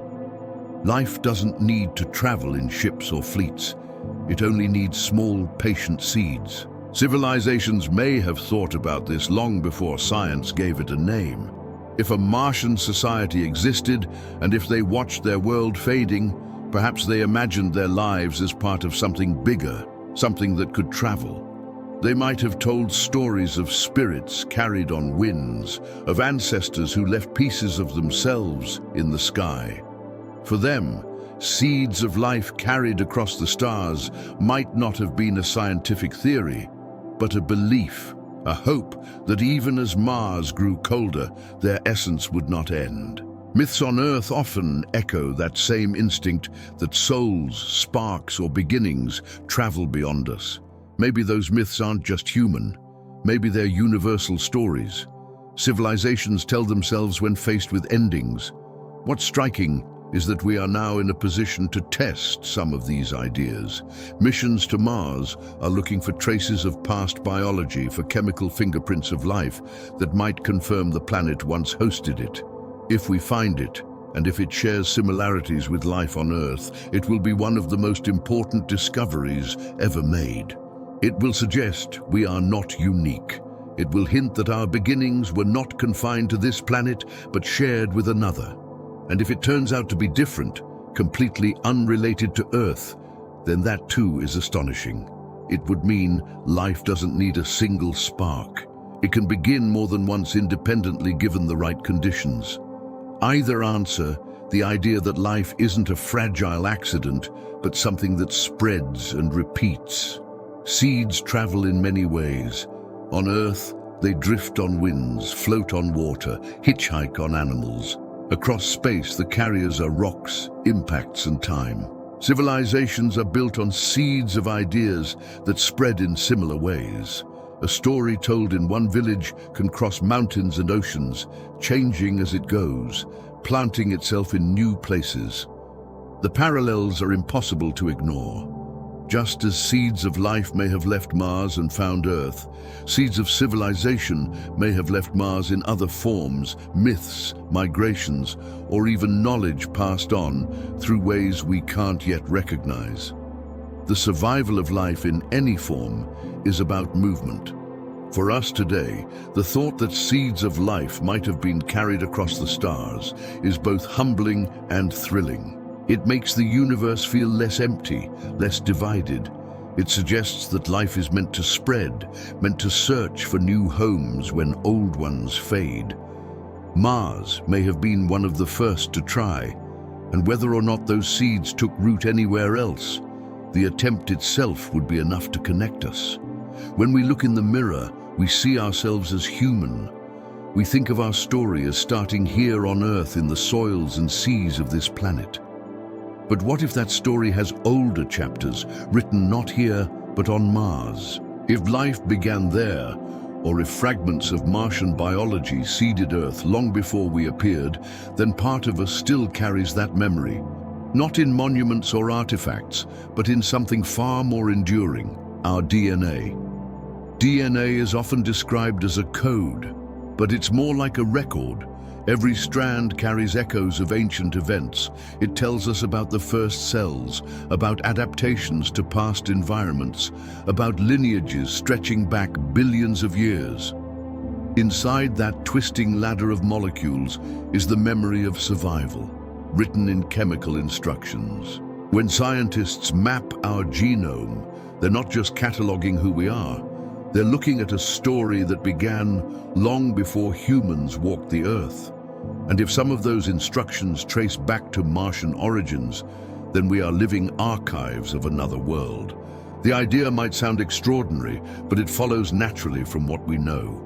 Mars had conditions for life earlier than Earth did. It had water, chemistry, stability, all while Earth was still suffering from violent bombardments. If microbes started there, and if they traveled here inside rocks thrown into space, then the earliest ancestors of all life on Earth, including us, were Martians. Our DNA would then be not just Earth's history, but Mars's as well. We would be, in a very real sense, the descendants of two planets. Consider how much of our DNA is already mysterious. Large portions of it are what scientists call junk DNA, sequences that don't seem to code for proteins or have obvious functions. Some of it may be leftovers from ancient viruses, some from long extinct organisms, some with roles we haven't yet understood. If part of that unexplained code comes from another world, it wouldn't announce itself clearly. It would hide in plain sight, a silent record from billions of years ago, waiting for us to notice. The Martian memory in our DNA might already be there. We just don't yet know how to read it. Even if the connection isn't literal, the metaphor still matters. Our DNA is a story of endurance. It carries evidence of past challenges, famines, diseases, climate shifts, and how our ancestors overcame them. If those ancestors include Martian microbes, then our very ability to survive today is tied to the resilience of life that first endured another world's decline. We carry that resilience inside us. Every breath, every heartbeat, every thought is possible, because DNA has kept its record intact for billions of years. In that sense, Mars is not just a distant planet, it is written in us. Civilizations often tell origin stories. On Earth, they take the form of myths about the first people, the first land, the first fire. These stories connect us to beginnings, reminding us that we are part of something larger. If Mars was our true first beginning, then maybe our myths are echoes of that older memory, stories of red dust, of falling from the sky, of gods descending from above. They appear in cultures across the world. We've always explained them as imagination, but perhaps imagination sometimes carries whispers of truth. Perhaps memory is not only in DNA, but in the way stories pass from one generation to another, bending and reshaping, but never disappearing.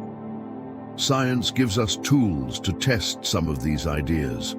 We've already sequenced thousands of genomes, mapping the similarities and differences between all living things. If we ever bring back samples of Martian life, fossilized, frozen, or even still active, we'll be able to compare. If the chemistry matches, if the code shares patterns with our own, then the Martian memory in our DNA will no longer be speculation. It will be confirmation that our story started elsewhere. That realization would change how we see ourselves, not just as Earthlings, but as inheritors of a legacy older and broader than this planet alone.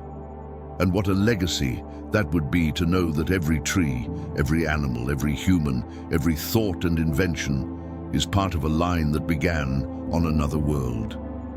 Mars would not just be a neighbor, it would be our ancestor. Our DNA would be its voice still speaking through us, reminding us that civilizations don't always leave ruins in stone. Sometimes they leave whispers in their cells. When we look at Mars today, the first thing we notice is its color. That deep red, rusty hue has defined it in every culture that has ever gazed up at the night sky. Ancient Egyptians linked it to Horus the Red. The Babylonians called it the Star of Nergal, the god of war and destruction. The Romans named it after their god of battle. In every case, Mars carried with it the feeling of something fierce, distant, and enduring. But beneath those associations, there is another way to read that rust. It isn't just a color, it's a record. The iron oxide that coats the surface of Mars is the result of its history, its waters, its air, its long transformation. If civilizations ever lived there, then their legends are not written in monuments we can see, but in the very dust itself. Legends written in rust. Rust is decayed, but it's also a memory. On Earth, a rusted piece of metal tells you about time, about exposure to air and water, about the passing of years. On Mars, the entire planet is covered in rust, which means the entire planet is telling a story. It tells us there was once enough oxygen for iron to react, once enough water to help that process along. It whispers that the world we see today was not always this way. And if civilizations lived in that time, then the rust is not only the memory of geology, it's the memory of them too. Their tools, their buildings, their art may all be gone, dissolved into dust. But the color of the planet itself is the trace they left behind. Civilizations have always written legends. Sometimes they're carved into stone, like the hieroglyphs of Egypt. Sometimes they're passed through song, like the epics of Homer. Sometimes they're hidden in symbols or rituals, ways of remembering a past that words alone couldn't hold. But what if a civilization's legend isn't written in any artifact we can dig up? What if it's written in transformation? Mars is the story of water turning to dust, of a blue world turning red. And if there were people, beings, minds living through that shift, then their story is inseparable from the rust. It becomes their legend, whether they intended it or not. We see hints of this idea in how humans tell stories about endings. Cultures facing decline often create myths about floods, deserts, or lost golden ages. Atlantis is one of the most famous, an island civilization swallowed by the sea, remembered only in fragments. For Mars, the legend may not be in words, but in color. A whole planet turned red, forever marking the memory of what was lost. To us, it's science. To them, it might have been a myth, a reminder told in every sunset, every dust storm, every stone stained by iron. Their legends weren't written in books. They were written in the sky itself. Even now, we treat Mars as a canvas for legend. Every time we speculate about civilizations there, every time we give names to its valleys and mountains, Olympus Mons, Valles Marineris, we're continuing the process of writing meaning onto it. We can't help it. Humans see stories in landscapes, in patterns, in colors. Mars invites that instinct more than most because it looks both familiar and alien. It has mountains higher than Everest, canyons deeper than any on Earth, plains that stretch endlessly, all painted in rust. It looks like a place that should hold memory, and so we give it one. If Martian civilizations once existed, then their legends may not be accessible to us in any direct way.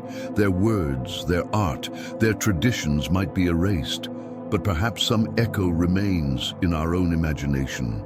Maybe the reason every culture has looked at Mars and associated it with gods and legends of power is because something in us remembers. Not in the way we remember our own childhoods, but in the way deep myths carry traces of shared history. If our DNA carries Martian memory, perhaps our stories do too. Legends written not just in rust, but in us. What makes this idea powerful is that it blurs the line between science and story. Rust is a chemical process, predictable and measurable. But it's also a symbol, one we can't resist turning into meaning. A rusted planet becomes a lost home. A red sky becomes a warning. Dust storms become metaphors for time itself. Even if no civilization ever lived there, Mars still holds a legend, one we write every time we look at it and wonder what might have been. And if civilizations did live there, then their legend is not lost. It's simply written in a language we're only just learning to read. A language of rust and silence.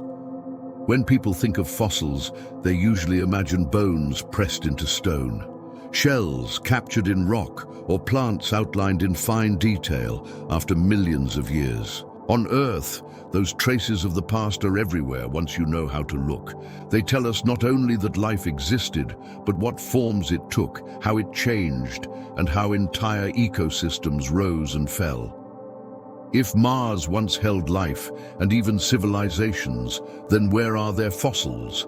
Where are the traces that would tell us their story? The honest answer is that we haven't found them, and that absence is as fascinating as any discovery. Mars is not Earth. It doesn't preserve history in the same way. On our planet, moving water and shifting sediments bury and protect organisms, creating layers that turn into rock and lock fossils away. Our thick atmosphere shields the surface from radiation that would otherwise destroy fragile molecules. Our tectonic activity recycles continents, but also reveals ancient records by pushing them upward. Mars has none of this balance. It is harsher, less forgiving, more efficient at erasing than preserving. If life or civilizations once left traces there, they may have been scoured away by wind, radiation, and time. The surface of Mars is constantly bombarded by cosmic rays. With so little atmosphere and no magnetic field to protect it, radiation penetrates deep into the soil, breaking down organic molecules. Fossils that might have endured on Earth for billions of years could be erased in far less time on Mars. That doesn't mean traces never existed. It means they may not survive long enough for us to find them. Even rocks we study with rovers show signs of chemical weathering that destroys subtle structures. It's like trying to read a book where every page has been sanded down again and again until only fragments remain. But absence isn't silence. Scientists still search for indirect signs, chemical whispers that hint at past biology, even if fossils are gone. Certain minerals like clays and sulfates form in the presence of water and can trap tiny amounts of organic matter. If we find unusual carbon ratios in those rocks or patterns that suggest biological processes, that could be as good as finding a fossilized bone. Already, missions like Curiosity and Perseverance have detected organics, though not yet enough to say whether they came from life or from non-biological chemistry. Each clue feels like a footstep just out of view, suggesting a presence we can't quite see. If civilizations once existed, the problem becomes even more complicated. Civilizations leave behind structures, artifacts, and cultural traces, not just fossils. But on Mars, those traces wouldn't survive the same way they do on Earth. Stone carvings would erode in the endless sandblasting of dust storms. Metal tools would oxidize into dust, blending into the planet's iron-rich soil. Even large buildings, if they ever stood, might be buried under dunes or reduced to unrecognizable rubble after millions of years. The science of traces on Mars isn't just about what's there. It's about why so little could possibly remain. There's also the problem of scale. On Earth, most of our great civilizations are only a few thousand years old. The pyramids of Egypt are about 4,500 years old. Ancient Mesopotamian cities date back maybe 7,000 years. Fossils, on the other hand, stretch back billions of years. Mars's habitability may have peaked more than 3 billion years ago. That means if civilizations rose there, they did so on a timescale so vast that even the most durable monuments would be unrecognizable today. We're not just looking for needles in a haystack. We're looking for ashes of needles that blew away billions of years ago. This makes every strange formation on Mars a source of fascination. A rectangular block, a line of ridges, a mound with symmetry. Our brains leap to interpret them as structures. Scientists remind us these are natural geology, and they're usually right. But the fact that we keep looking tells us something important. We expect traces. We look for fossils and artifacts because that's how we understand history. And the absence of them forces us into a strange position. Either they never existed, or they did.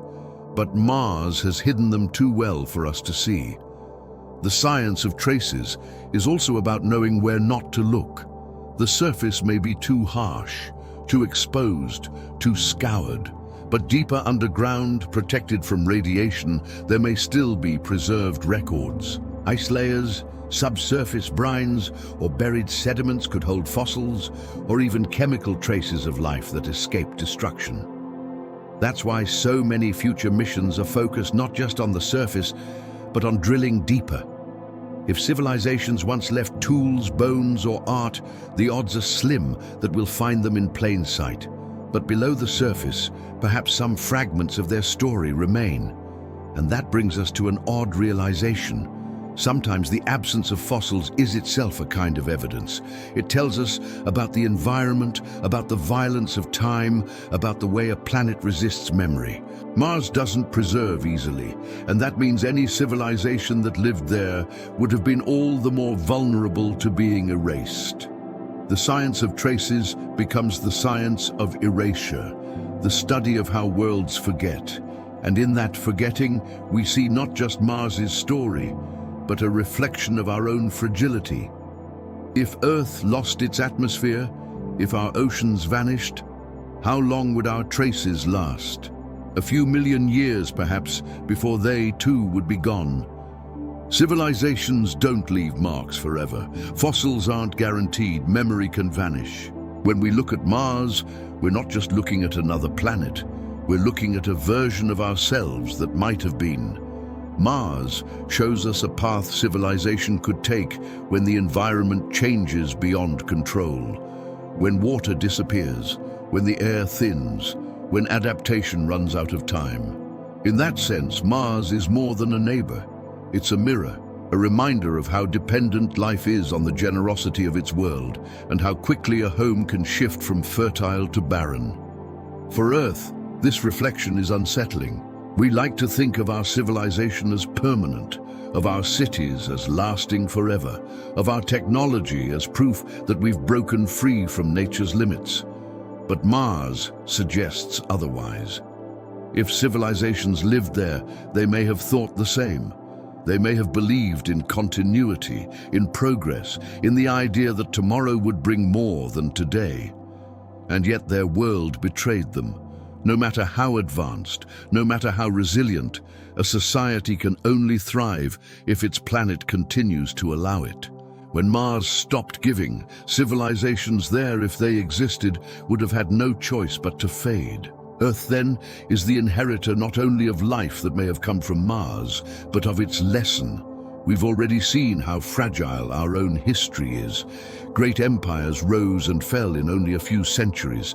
Entire cultures disappeared when rivers shifted, when climates changed, when resources failed.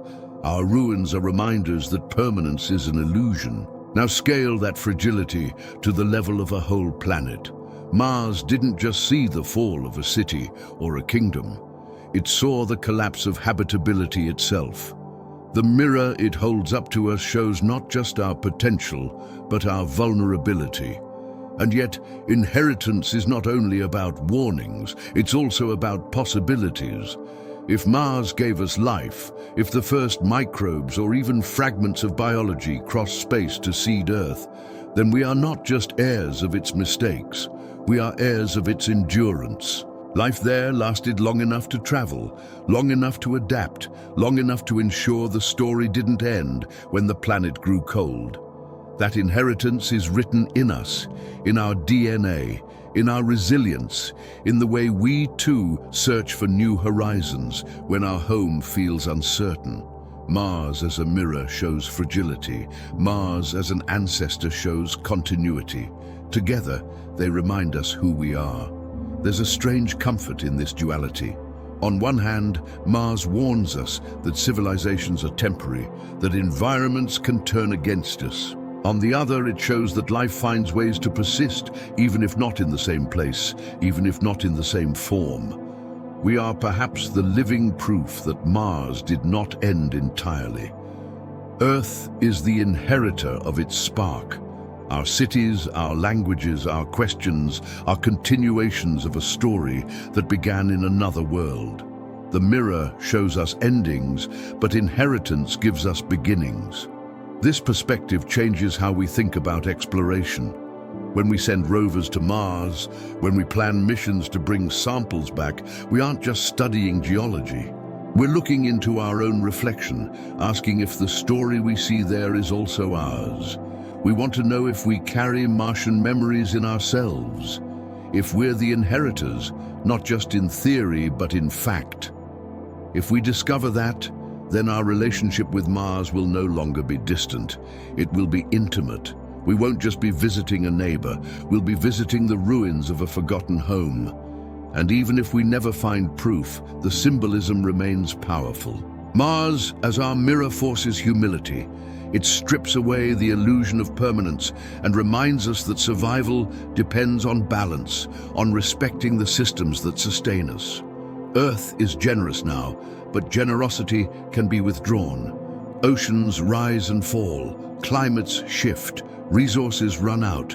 Mars shows us what happens when those changes go too far. The inheritance, then, is not just biology. It's our responsibility to recognize the fragility of our position and to use what we've inherited to avoid repeating the same decline. If you step outside on a clear night and look up, you'll see Mars.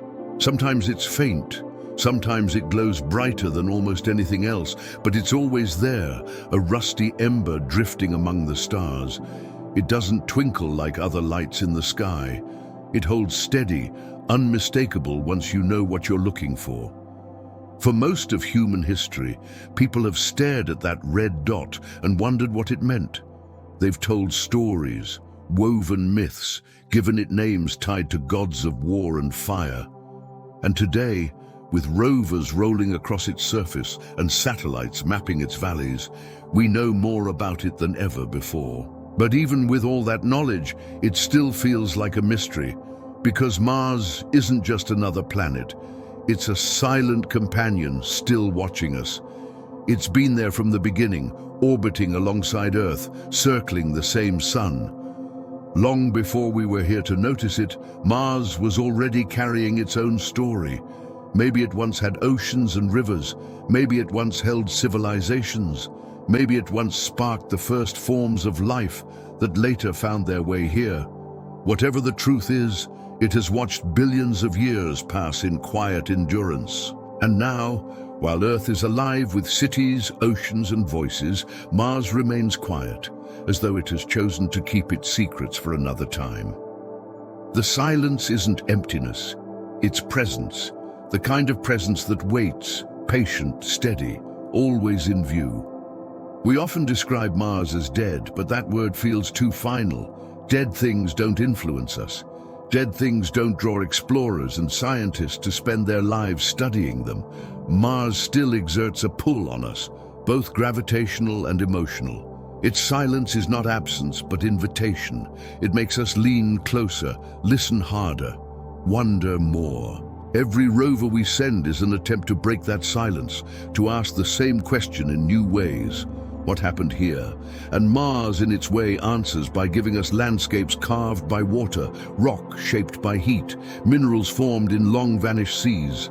It doesn't shout, it doesn't argue, it just waits for us to understand. Think about how many generations have lived under its light. Ancient astronomers tracked its movements, puzzled by its wandering path across the night sky. Farmers timed rituals by it. Storytellers gave it meaning, sometimes as a warrior, sometimes as a harbinger of change. Even now, in the age of science, we treat it differently than other planets. Venus is closer, Jupiter is bigger, but Mars feels familiar in a way they do not. Maybe it's because its landscapes look like ours. Mountains, valleys, deserts, even though they're colder and emptier. Or maybe it's because we sense something more, something in its silence that mirrors our own curiosity. And if civilizations once lived there, then that silence becomes even heavier. Imagine being the last generation of a Martian society, watching your rivers dry, your atmosphere thin, your oceans turn to ghosts. Imagine building what you could, hoping it would last, and realizing the planet itself was erasing you faster than you could preserve yourself. And then, one day, you're gone. The silence that follows isn't just natural, it's historical. It's the silence left when voices vanish.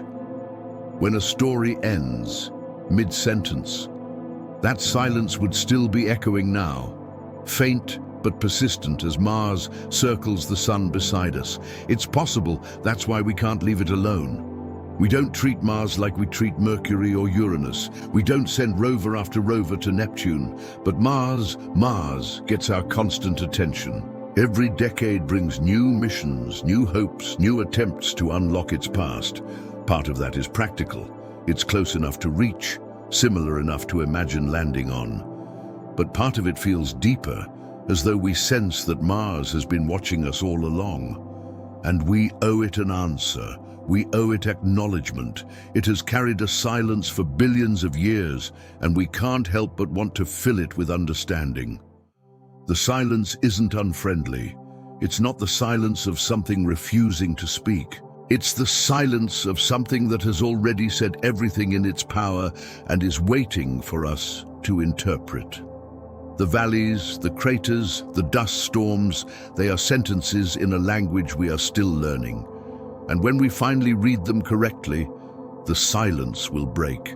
Not with sound, but with realization. The companion will not speak, but it will no longer feel mute. Think about what that means for us as a civilization. We're so used to thinking of ourselves as alone, as though everything started here. But Mars stands beside us as a counterpoint. Maybe it once thrived, maybe it once failed, maybe it once gave us the very spark of life we carry now. Whatever the truth, it reminds us that civilizations and planets are temporary arrangements, that silence follows noise, that endurance looks different for worlds than it does for people. Earth may one day grow quiet too, but if life carries on somewhere else, maybe on Mars again, maybe on worlds beyond, then the silence will not be permanent. It will only be a pause. We can already see how Mars shapes our future. Plans for human missions, ideas about colonization, dreams of terraforming. All of them reveal how deeply we want to answer that silence by adding our own voices to the planet. We imagine building habitats, planting crops, raising children under its pale skies. We imagine walking where no one has walked for millions or billions of years. And in doing so, we imagine turning Mars from silent companion into active partner again. Whether that will ever truly happen is uncertain, but the fact that we dream it shows that the silence hasn't pushed us away. It has pulled us closer. The more we learn, the clearer the mirror becomes. Mars tells us about fragility, about resilience, about what it means to be tied to a world. It tells us that silence isn't the end. It's just what happens when time outpaces memory. And it tells us that companions don't have to speak to matter. They only have to remain steady in the sky, reminding us of what came before and what might still come after.